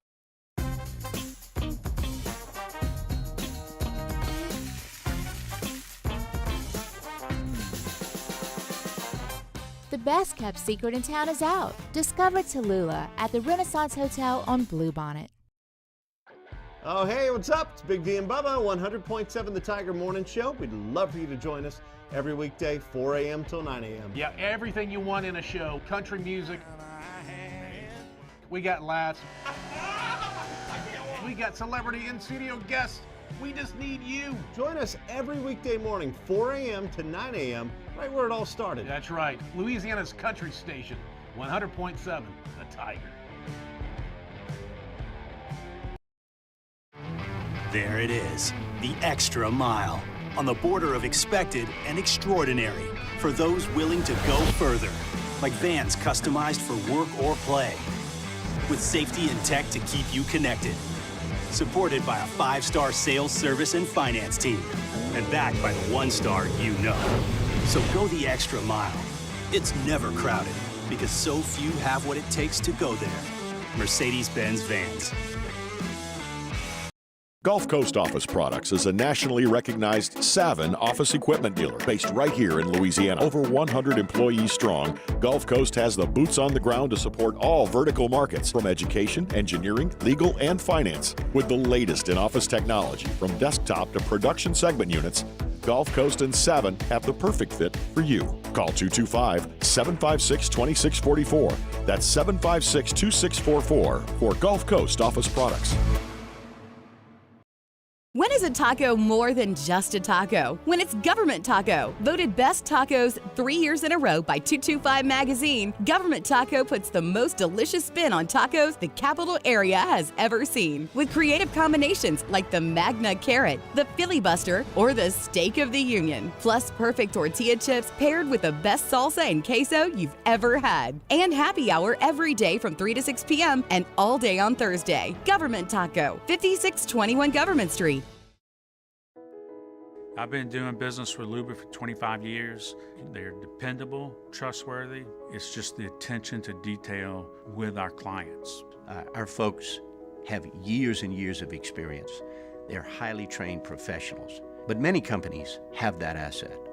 What I'd like to think makes Luba a bit different is that we use those talents in a way that truly is dedicated to serving the needs of the folks who depend on us.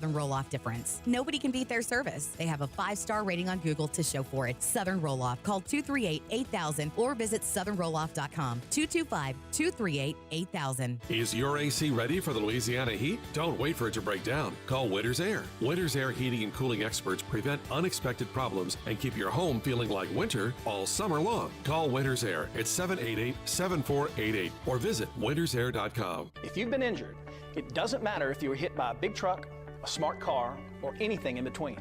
I'm Spencer Callahan. I'd like to help. Spencer Callahan is the one to see. Call 387-2323. LA 21-12671. Offices in Baton Rouge. WNXX, Jackson, KNXX, Donaldsonville, and WDGL HD2 Baton Rouge. This hour brought to you by Spencer Callahan Injury Lawyers, LA 21-12681. Offices in Baton Rouge.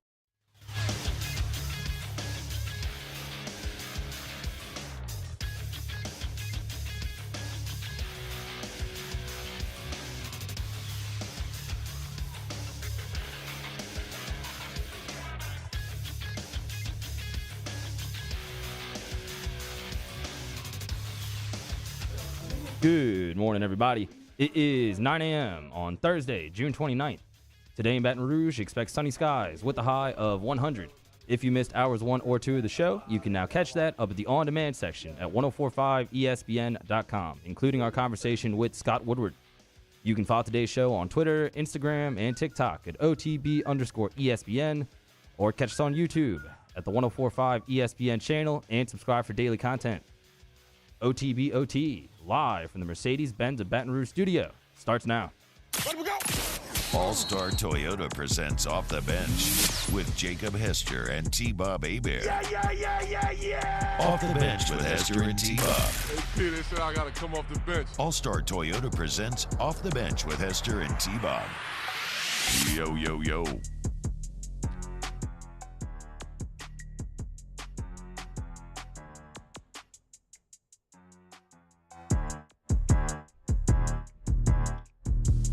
What's going on, y'all? Welcome back to OTB, hour number 3. How about it?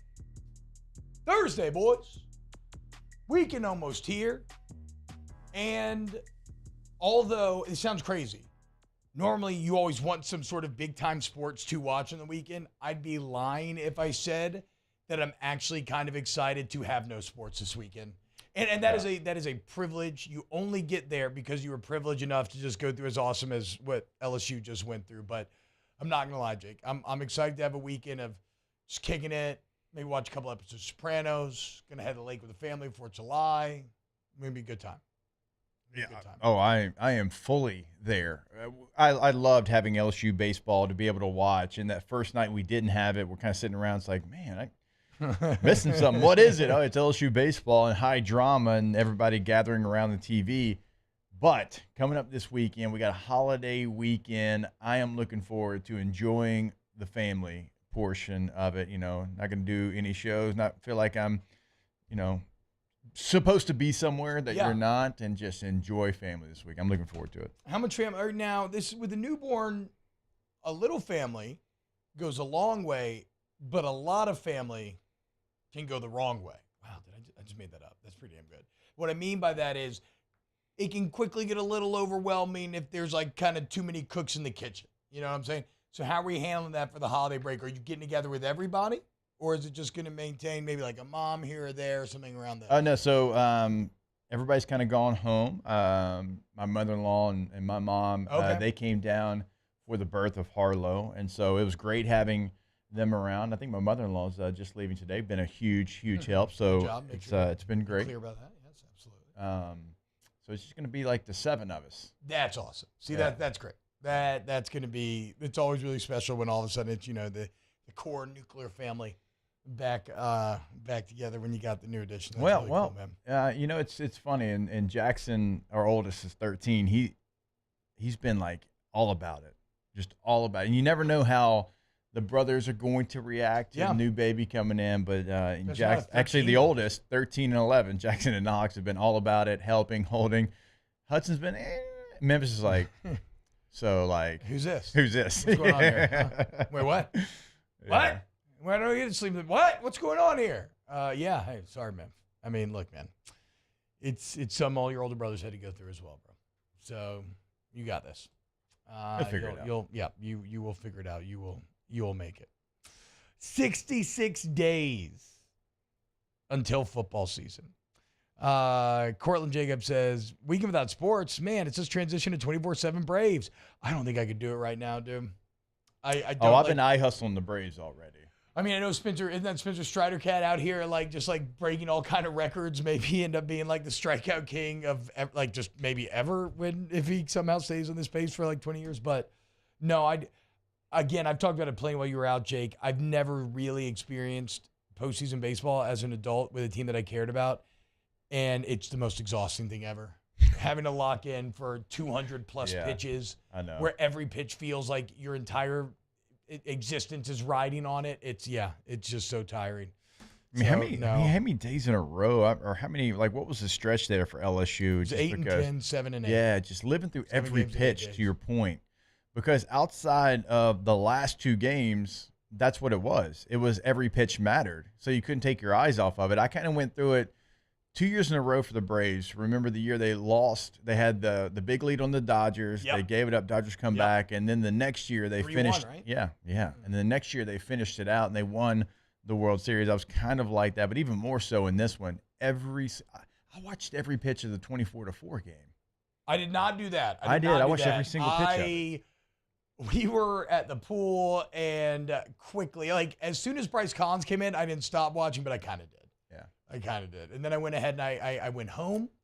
I turned on The Sopranos and I ordered Chinese food. And I went to my happy place. That was a better vibe. Yeah. That was probably the move there. When he came in, and I'm not hating, but when he came in, to your point, you knew, okay, LSU's saying, okay, resource management. Yeah. Tomorrow's the game. We know what the deal is here today. And they kept scoring more runs and more runs. And trying to explain that to your young sons is like, what are they doing? Why are they not taking this pitcher out? I'm like, well, okay, there's, even the good pitchers are coming in. They're just throwing strikes. They're trying to get to the next day. They're not going to use any arms that are going to be used tomorrow. They realize what the situation is today. And they're like, so they're not trying to win. I'm like, well, no, they want to win, but they understand that it's basically impossible. It's like we said, it's if you it's like a great military commander throughout history, Jake. There are times when an organized retreat is what you need to win the overall war, right? You can't be too prideful to just mash your head against the wall. It's the same reason why Coach Mulkey and Coach Johnson basically were like, now Jay didn't say this. Coach Mulkey was very upfront about this. But if you look at Jay's actions, taking skins out of 75 pitches, it's the same thing why in the SEC championship or in the SEC tournaments, they were like, okay, this is not the war. This is not where it's all going to be decided. And so in that same way, he, like he said, once it got to be 8-3, especially on how it got to be 8-3 with that error, and you leaving so many on and them hitting the grand slam, it was okay. You know what? Let's not fight the writing on the wall. Let's look to manage it the best that we can. And like every other decision that Jay Johnson made this entire postseason, no matter if you thought it was wrong, you question it, whatever, he gets the last laugh. Because whether it's starting Skeens against Tulane, kind of delayed start to the Kentucky game, Cade Beloso suddenly batting leadoff in Game 3 of the national championship, the pitching decisions. Remember when he talks about my favorite part of the entire run is when after they lose, he can tell everybody's a bit down, and he writes the pitching plan on the board all the way through to Monday. And then it went exactly like that, and they end up winning the championship. The man just seemed prescient during this entire run. And I was thinking prescient as well. How is it possible, Jake, in a game like baseball with so much variance, and when you're dealing with so many human beings, so many variables, how did he predict it all? Like he literally saw the writing on the wall. It's unreal. So for me, and you always hear me say this about Coach Saban, the smallest things are the biggest things without micromanaging. And Jay has a feel of that. Yep. Like everything is going to be covered, even the smallest things, the little nuances. And it's not like doing too much and going back to micromanaging. And no, it's just, I'm not going to be surprised by anything. And so if I lay it out in front of me and I get an idea of what it's going to look like, that feels like that helps him in his process. And he's got a work ethic that's almost unmatched. I mean, we see it. Can you imagine? And Scott just sat here. He's like, look, he was in his office and he was having conversations with Ben McDonald about next year. Yeah, and talking calling to recruits about next year already. And he's trying to celebrate a championship. Yeah, but still looked like he enjoyed it, though. I want to make sure, like, he enjoyed it, but he also realizes he's got a job to look forward to next season. Jay does. So Jay has really done a great job of finding the middle ground between he looked so genuinely happy that it makes you happy, but he still has the Saban work ethic. Like, Saban smiles when he touches the trophy, and then as it is passed off, you can see his face just go like, and it just gets back. Less now that he's a bit older and everything, but you could see him just like get all like serious once again immediately. Jay looked like a man who was really reveling in the moment after the game, in the post-game press conference yesterday. And why wouldn't he? Because in 2016, he was in that same spot. Coastal Carolina. Man on second and third, 2 outs, down 1 run. A hit wins you a natty. He loses and has to sit there and answer questions and go through it all. And then 7 years later, he finds himself back to that same rubber match situation, and he gets it done. If that can't bring you happiness, nothing will. And it looked like he did. Man, imagine sitting there like just one hit away. And to not let that define you. Yeah. And to bounce back from that and eventually win. Again, like Scott said, man, championships just don't happen. You're not supposed to win them. Only one team out of the hundreds that are competing do. And so to get back there and do it, it's just singular, and it's incredible. It's amazing. All right. Anything else before we get to Munchies? I think Chef is pretty excited. Yeah, he is pumped. I saw him getting some things going on Instagram. Oh, really? Yeah. Okay, let's fire it up with Chef Michael Johnson. Get your Munchies questions in the chat. I've been logging some of them already. And we got Munchies coming up next. OTB, OT. Our listeners fire off their opinions on the jimsfirearms.net hotline at 499-1045. Keep listening for your next chance to shoot us your thoughts with the jimsfirearms.net hotline on 1045 ESPN Baton Rouge.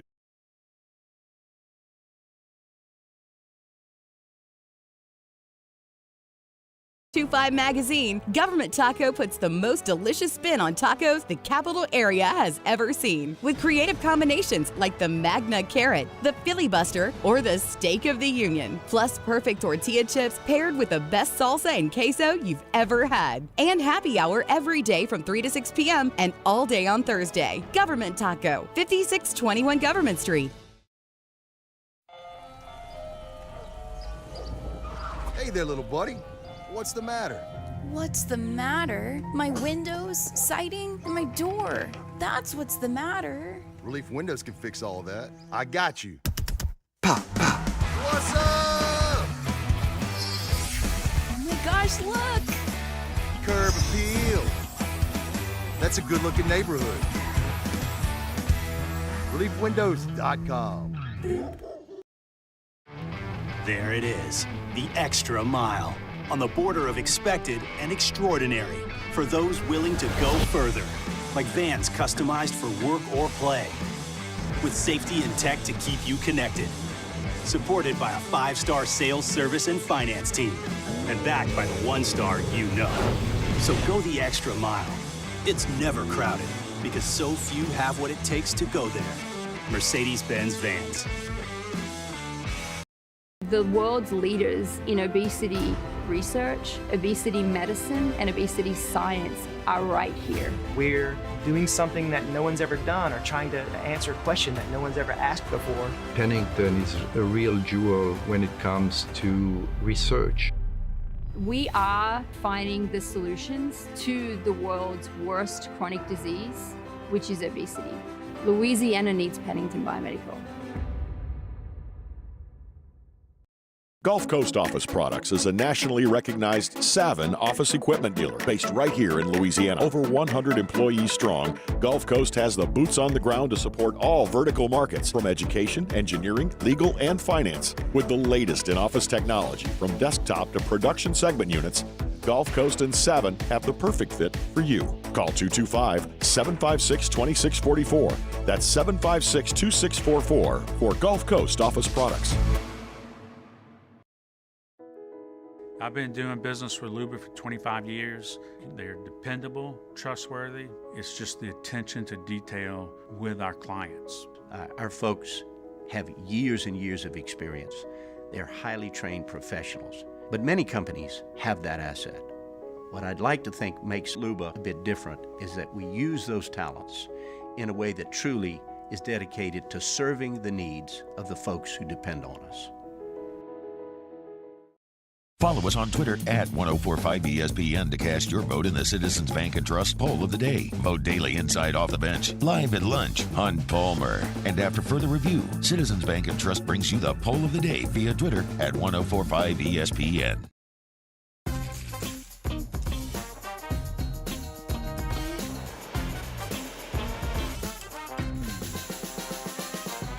The best kept secret in town is out. Discover Tallulah at the Renaissance Hotel on Bluebonnet. All right, let's say ah. Where'd my spotlight go? Super weird, but we can take care of it. Get in and get better at Patient Plus. Gulf Coast Bank and Trust is giving our customers the power to bank anywhere, anytime during this challenging event. It's on. Join me for a Thursday edition of the Hunt Palmer Show. We'll react to LSU's national championship celebration. Join us 1 to 3, 104.5 ESPN Baton Rouge.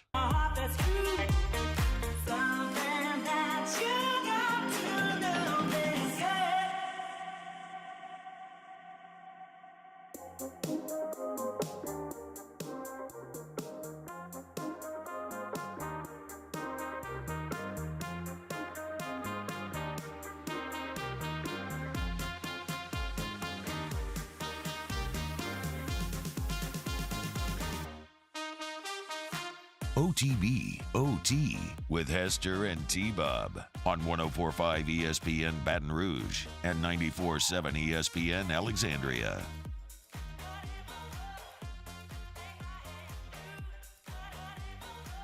What's happening, y'all? Welcome back to OTB. Emil says, "Do you ever going home to watch Dunkirk after this statement?" Yeah, game 2 was their Dunkirk. They had to evacuate the beach. And Collins and everybody else, they were the lifeboats. And they got it done. Okay. Now, Dane Bergeron. Big point in the war. With about 30 years of Special Forces experience, has never retreat attack. I'll cede to you, Dane. I say you know infinitely better than I do. I actually have a present from you, from Dane. Okay. We'll get to that a bit later in the show. Right now, though, let's get to our guy, Chef Michael Johnson, the culinary key behind yet another national champion. Chef, what's going on, man? How we feeling today? Gosh, dog, I'm still riding high. You know what I mean? You got to. That's incredible.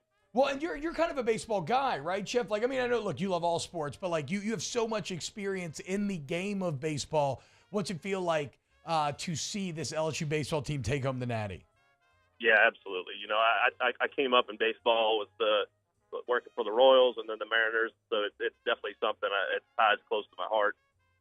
But, you know, I just meeting Jay Johnson and watching him interact with his guys, man, there's no question in my mind why those guys won. You know, like they're being led properly. They have the talent on the team. You know, I just, it's exciting to watch them play, brother. And you know, being a part of it's just, you know, one cog in a large wheel of people all moving in the right direction. Well, and it's funny. We talked to Scott Woodward about this earlier in the show, Chef, but it's, do you feel a certain kinship with these head coaches, given that you are the head coach of your own team, right? And like and so like it's kind of like you can see their management style and say, "Oh, I like that, and I like that." Like, do you feel kinship with them?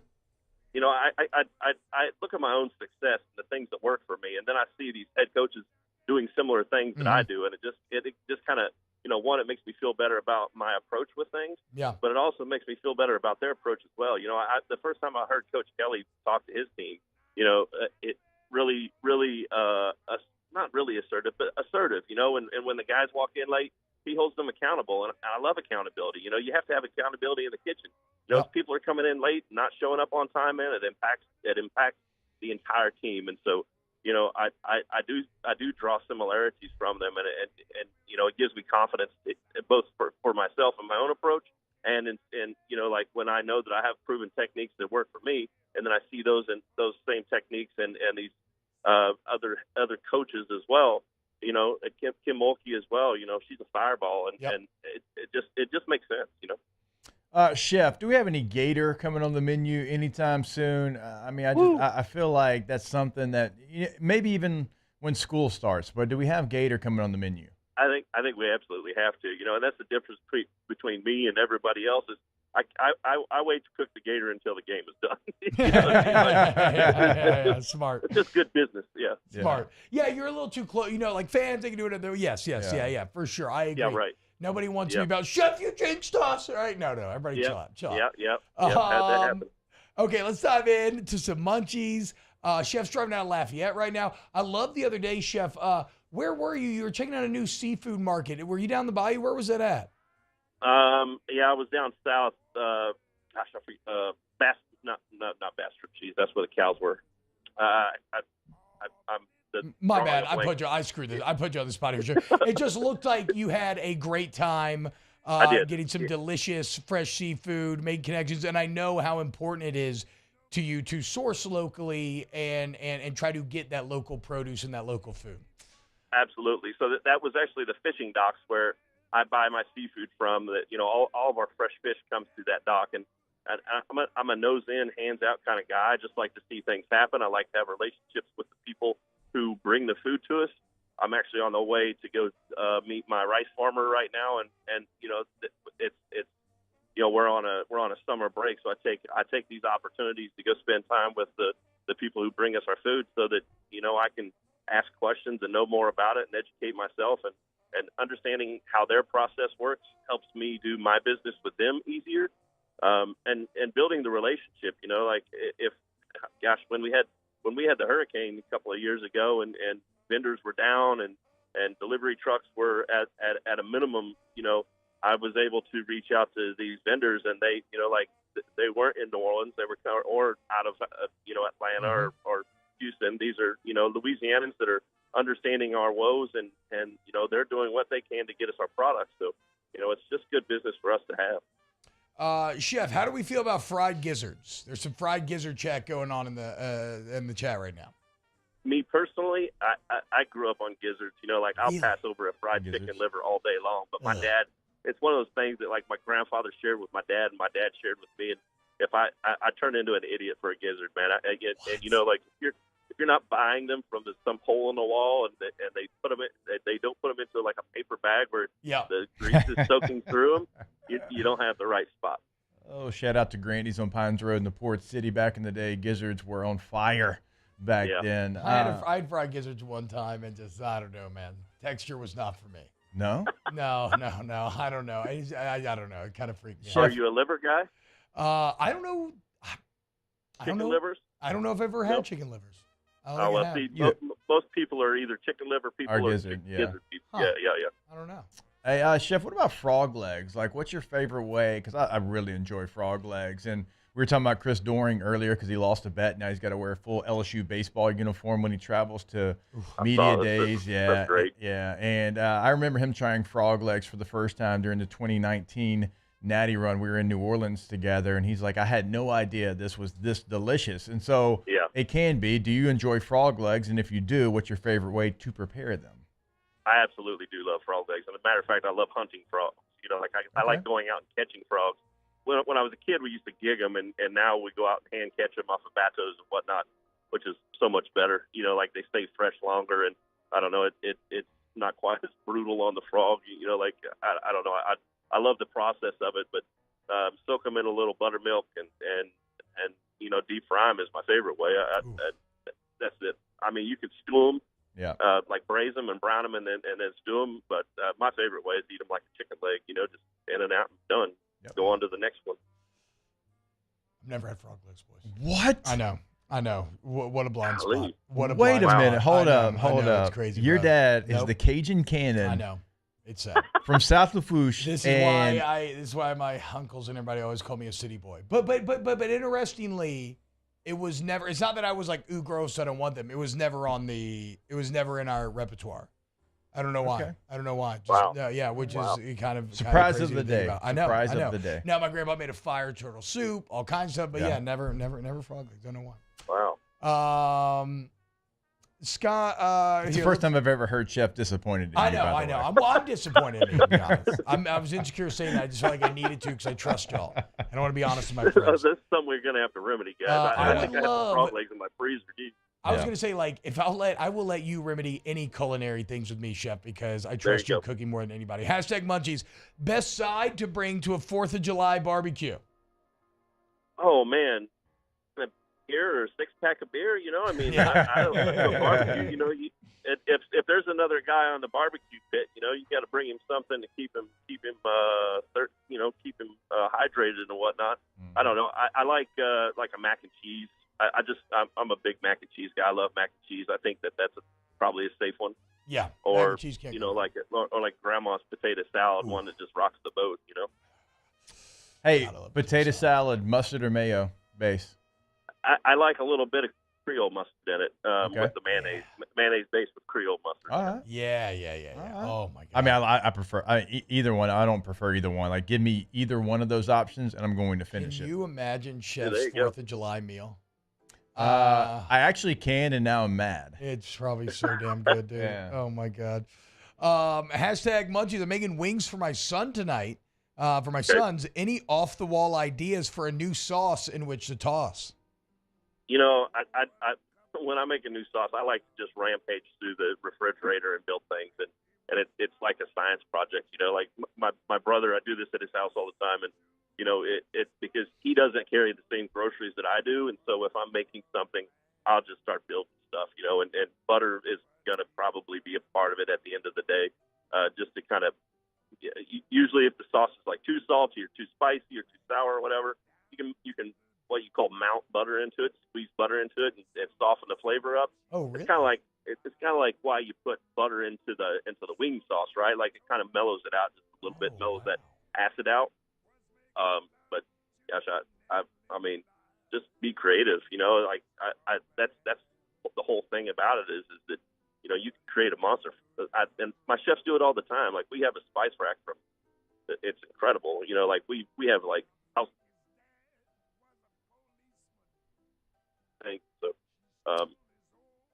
So, you know. Yeah, sorry, Chef. You cut out. You're cutting out there at the end. Like we said, we knew this was gonna happen. Okay, he's on me. We're heading over to Lafayette. Jake, here. Let's try. What do you have one? I have plenty here in the. Okay. Let's try one more, and if it cuts off again, Jeff will let you go because we've already kept you long like we always do. Okay, hashtag Munchies. Which baseball player made you laugh the hardest, and what's the story behind it? John Joliffe wants to know. Laugh the hardest. I can't think of one making me laugh, but I had one that scared the hell out of me one day that I was working with a new dietitian for the Mariners, and he came in and didn't like the quinoa salad and threw it across the room. What? And oh yeah, and I was. It just kind of set the tone. And he actually turned around and handed me some cash and told me to go get him some wings, which I did. And it was like he handed me like $600 in cash and told me to go get him 2 dozen wings. I was like, brother, it doesn't take $600 for 2 dozen wings. And he's like, just go get the wings and keep the rest. And I was like, okay. So that's exactly what I did. Something about throwing a quinoa salad just seems so spoiled. And man. Insane. Like, I don't know. Oh man. Little as does the out of touch nature of giving $600 for two dozen wings. It must be a good profession. You know, they're doing well for themselves. Hashtag Munchies. Let's see. Is there a simple go-to meal to impress on a first date? I like fresh seafood. If I'm gonna find it.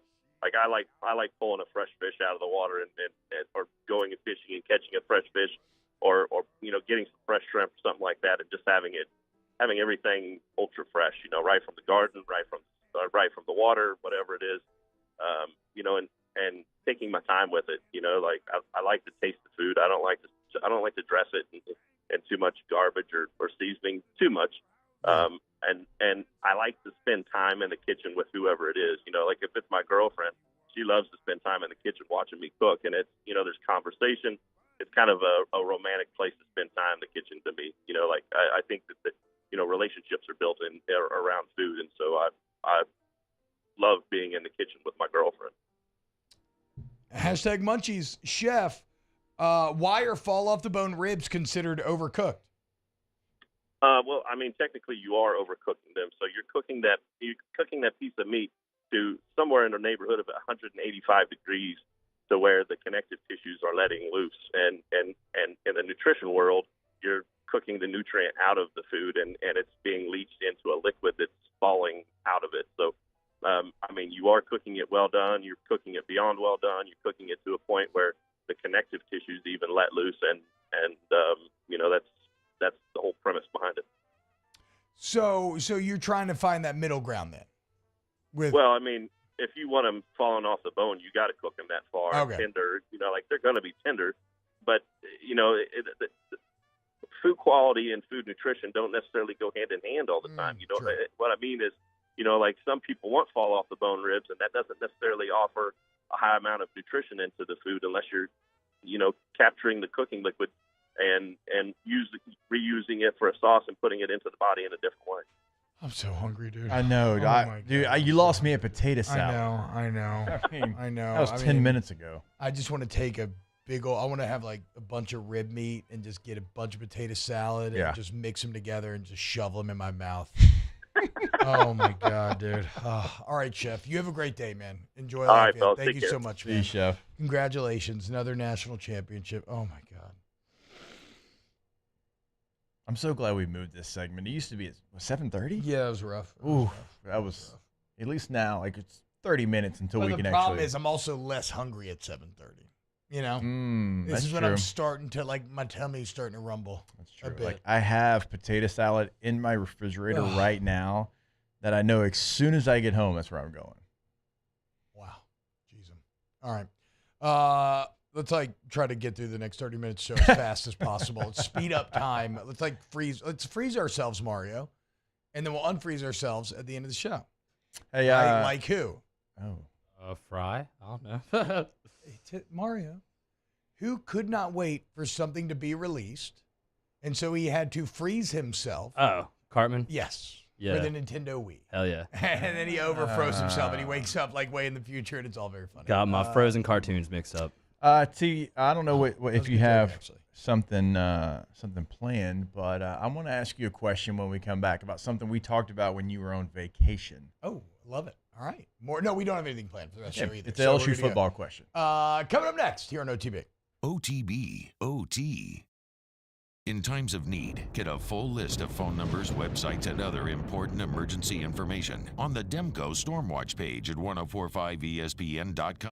Follow us on Twitter at 1045ESPN to cast your vote in the Citizens Bank and Trust Poll of the Day. Vote daily inside Off the Bench, live at lunch on Palmer. And after further review, Citizens Bank and Trust brings you the Poll of the Day via Twitter at 1045ESPN. Hello, Samantha, dear, I hope you're feeling fine. And it won't be long until I'm with you all the time. But until then, I spend my money up right down on my last dime. Come on, in Baton Rouge.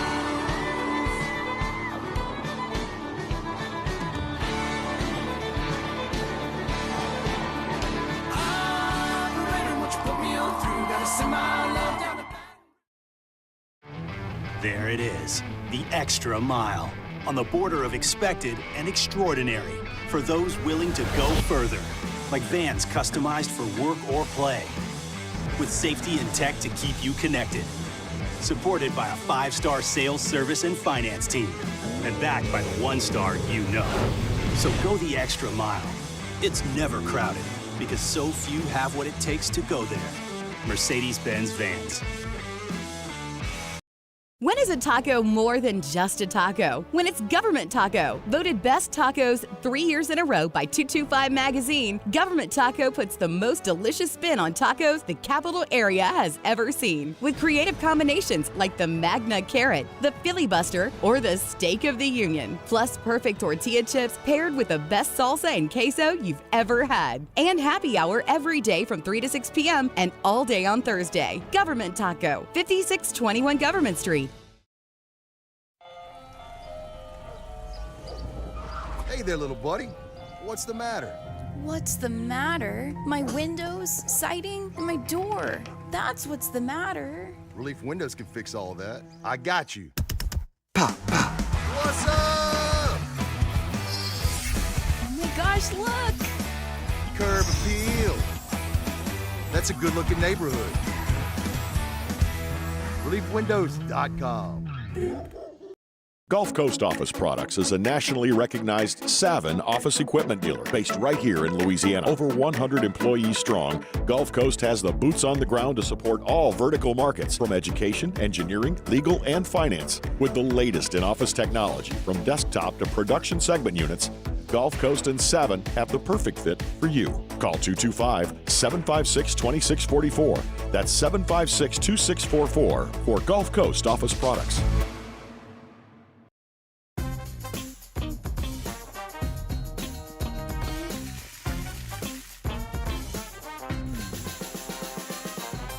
The best kept secret in town is out. Discover Tallulah at the Renaissance Hotel on Bluebonnet.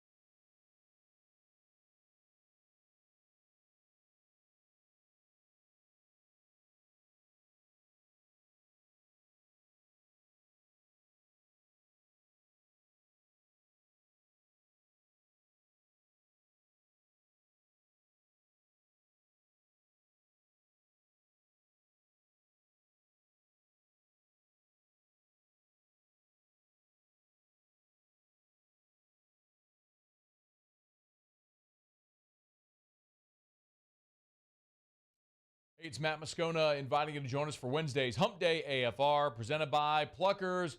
Getting you ready for the LSU National Championship celebration and some big LSU football recruiting news. Join us Wednesday, 3 to 6, 104.5 ESPN Baton Rouge.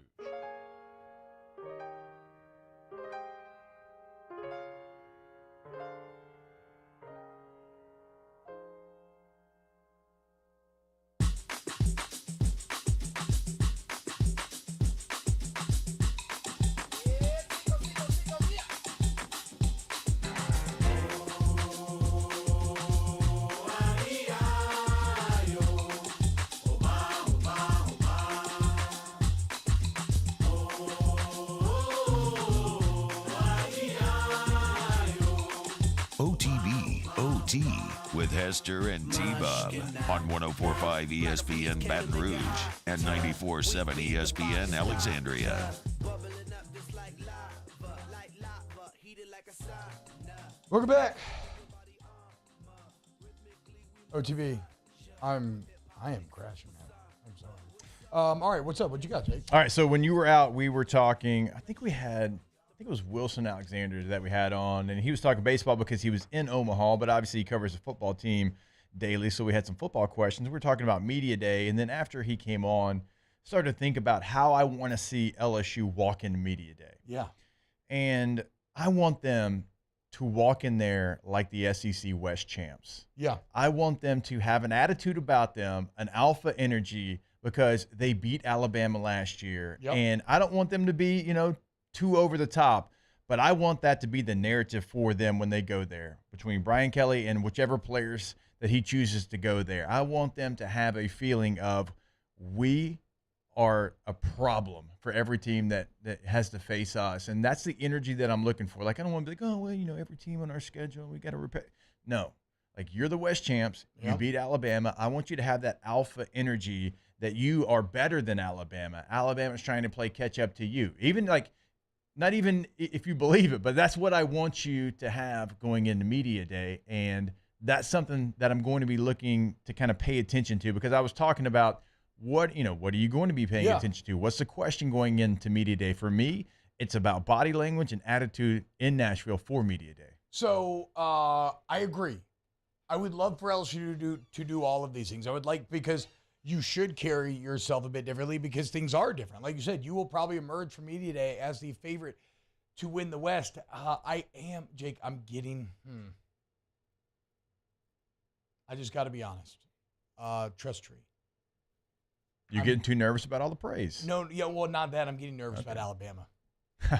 I'm getting nervous about Alabama. There's too much crapping on Alabama going on. And you see all these, okay, so ESPN and Bill Connolly, they have their own equation they've tried to make, right, where the computers factor in all the data from last season, return blah, blah, blah. You already know, right? They simulated the season 1,000 times. This is what it spits out. They did that. Alabama came in like second, right? And whatever, like computers love. Well, The Athletic has their own system, same thing, proprietary though, right? Not the same equation. Like it's their own thing that they run the same they run simulations as well, blah, blah. Again, who comes out in second place? Alabama. Now, in the Athletic one, it was like Georgia was clear number one, and then Alabama, Ohio State, and Michigan were kind of similar.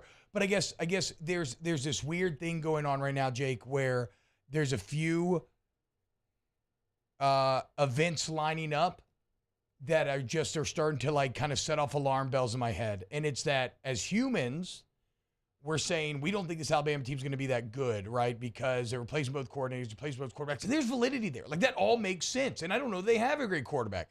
And so I see how we arrived there because I too feel that. But the machines disagree with us, which maybe doesn't matter that much. But then what I really hate is Nick Saban used to have to fight against rat poison. Mm-hmm. Now Nick Saban has more legitimate bulletin board material than he's ever had in his life. Then you got Kirk Herbstreit going on the Pat McAfee show the other day, and he's talking about how he thinks the way that Alabama's being talked about going into this season is absolutely ridiculous. He thinks they're going to be great. And it's like, if I think about, okay, what's stopping them from being great, I really feel it's probably the quarterback position. What happens if Ty Simpson's good? Not even great. But like if Ty Simpson's good, are you still the favorite to win the West still? I mean, do you think he's going to get the opportunity? I mean, Buckner went there for a reason. Yes. With Tommy Rees being there. But I think it's I'll say this. If Buckner starts, I'm feeling pretty good about it. Because I feel like Buckner's a known quantity. I feel like that is Nick Saban, the same way that he emerged out of spring being like, hey, our quarterbacks need to look and be like, are we doing our job?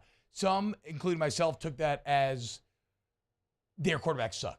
And then they bring in Buckner. Okay, maybe. But also, it could be just pushing those quarterbacks as hard as possible, right? Like Jackson Dart's going to start for Ole Miss, right? Probably. Like that's becoming more and more painful here. And yet they brought in a fifth-year senior in Spencer Sanders.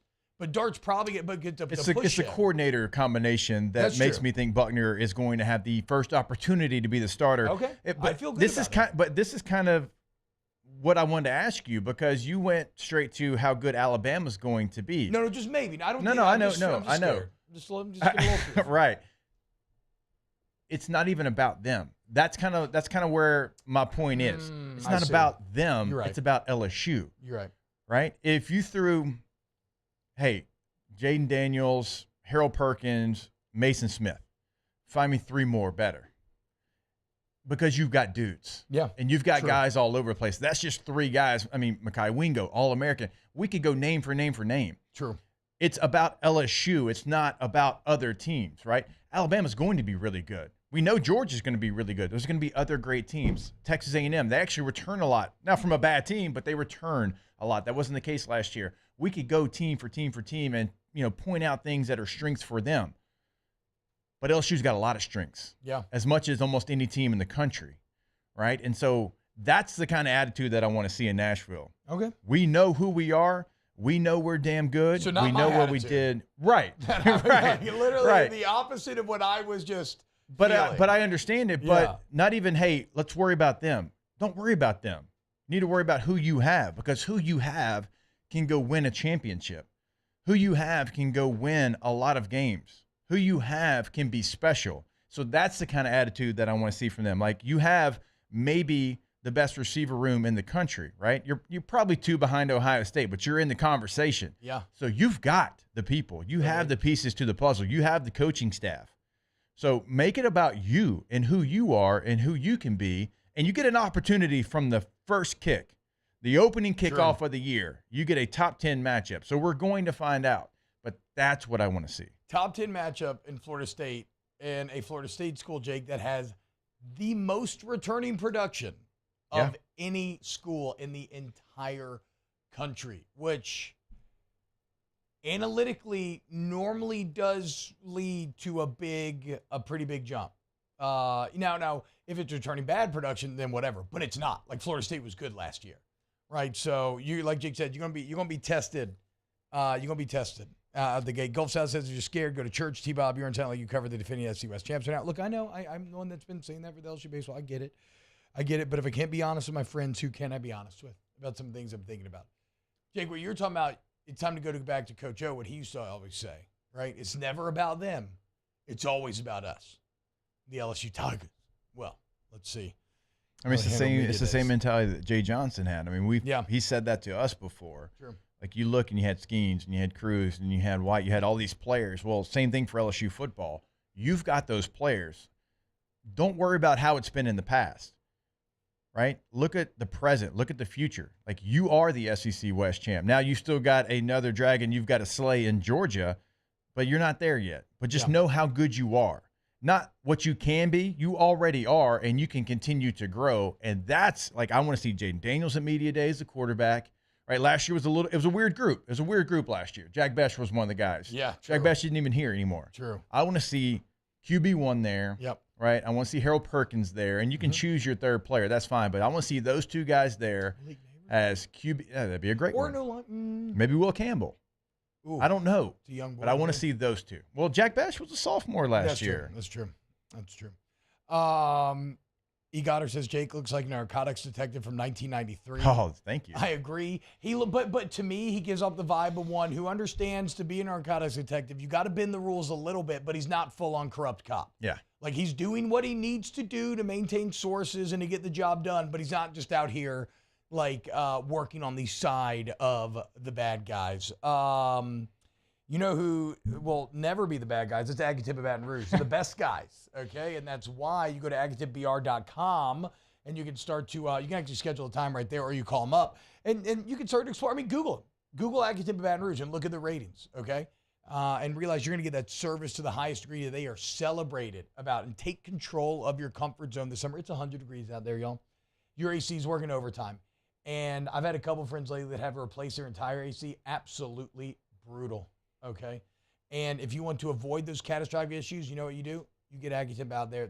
You can do the Star Club membership, but they do it all on their own. But they check on you, make sure your system's good to go. Acutemp Baton Rouge, AcutempBR.com. When we get back, let's close out the show.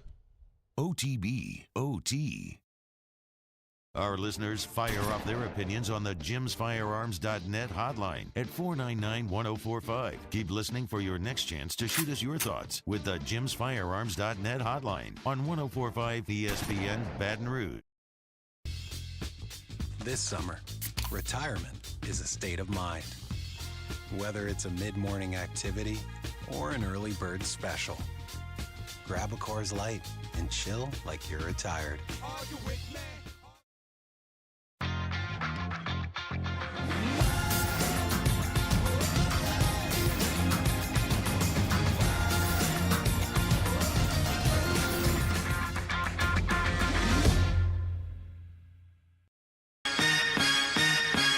Turn my music high, high, high, high, yeah.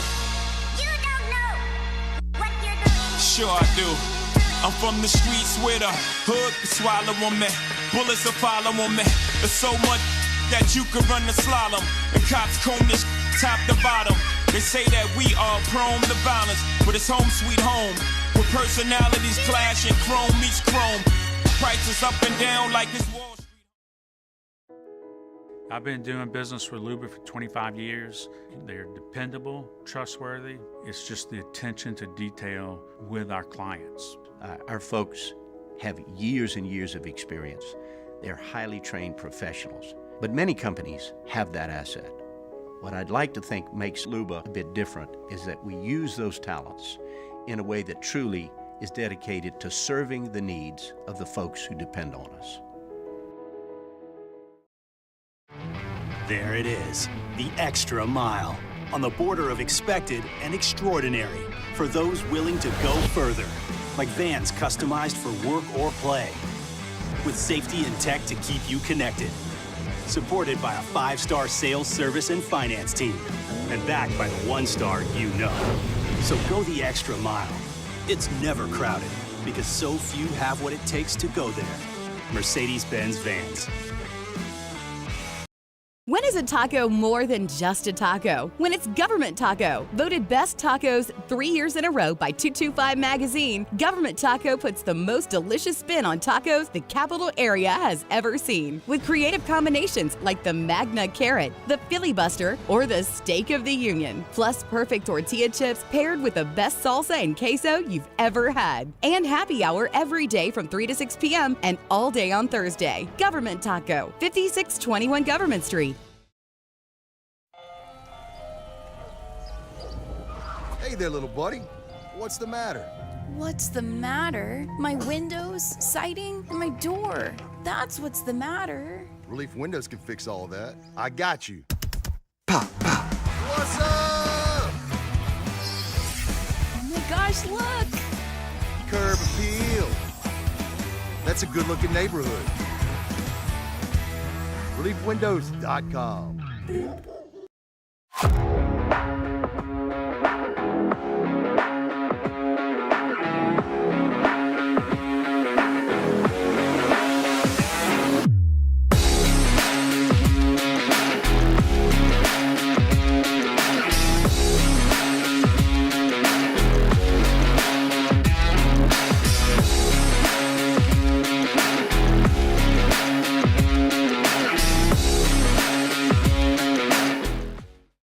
Gulf Coast Office Products is a nationally recognized Savin office equipment dealer based right here in Louisiana. Over 100 employees strong, Gulf Coast has the boots on the ground to support all vertical markets, from education, engineering, legal, and finance. With the latest in office technology, from desktop to production segment units, Gulf Coast and Savin have the perfect fit for you. Call 225-756-26. Jimmy on Charles Handegriff. It's live at lunch, live from Jolie Pearl Oyster Bar downtown. Thursday, 11 a.m. to 1 p.m. right here on 104.5 ESPN.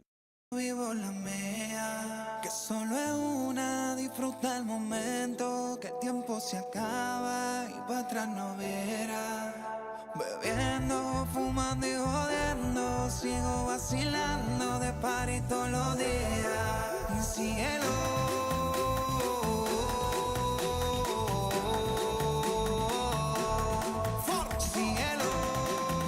OTB OT with Hester and T-Bob on 104.5 ESPN Baton Rouge and 94.7 ESPN Alexandria.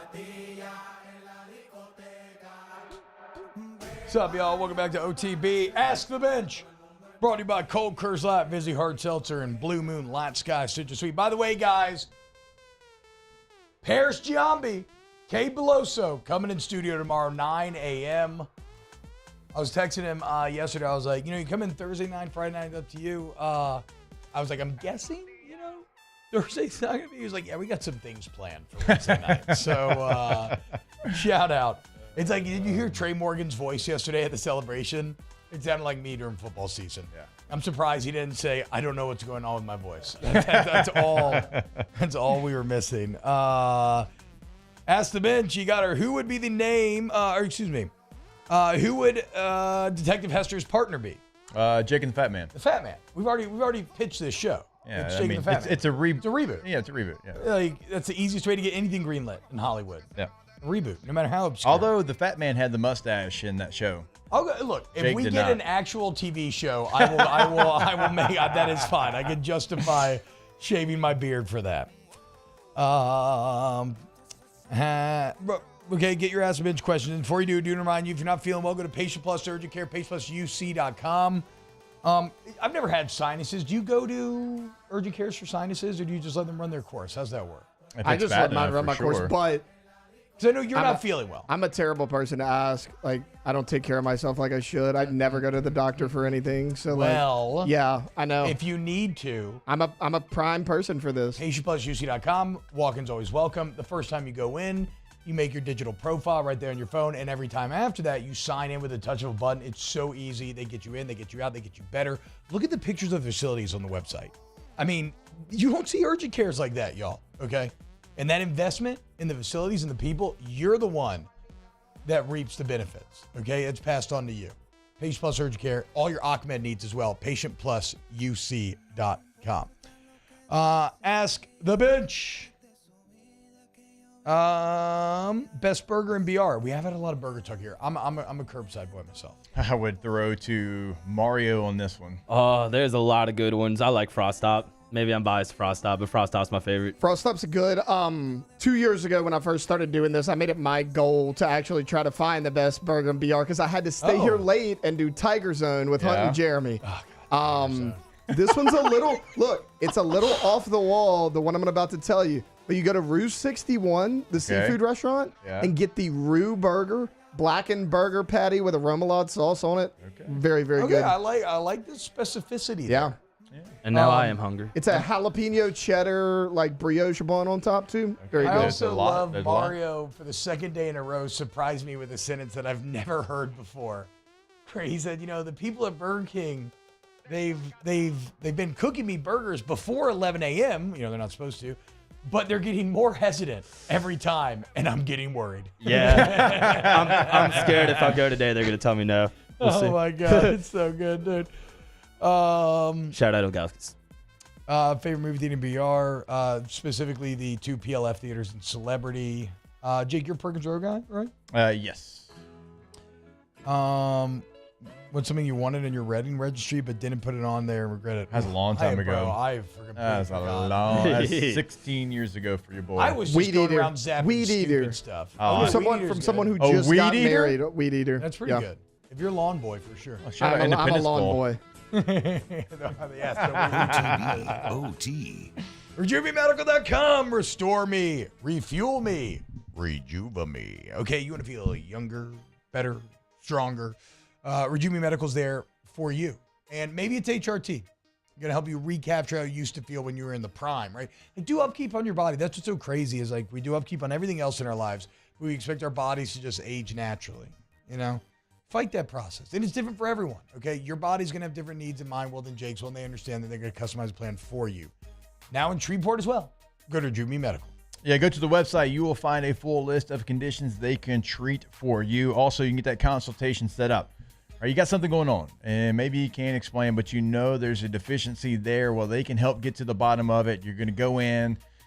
Going to take your blood work, and they're going to figure it out. They're going to get you on a plan to get back to feeling like your youthful self, like we always tell you about. T-Bob mentioned it, 4 locations now. Check them out all on the website, RejuveMedical.com.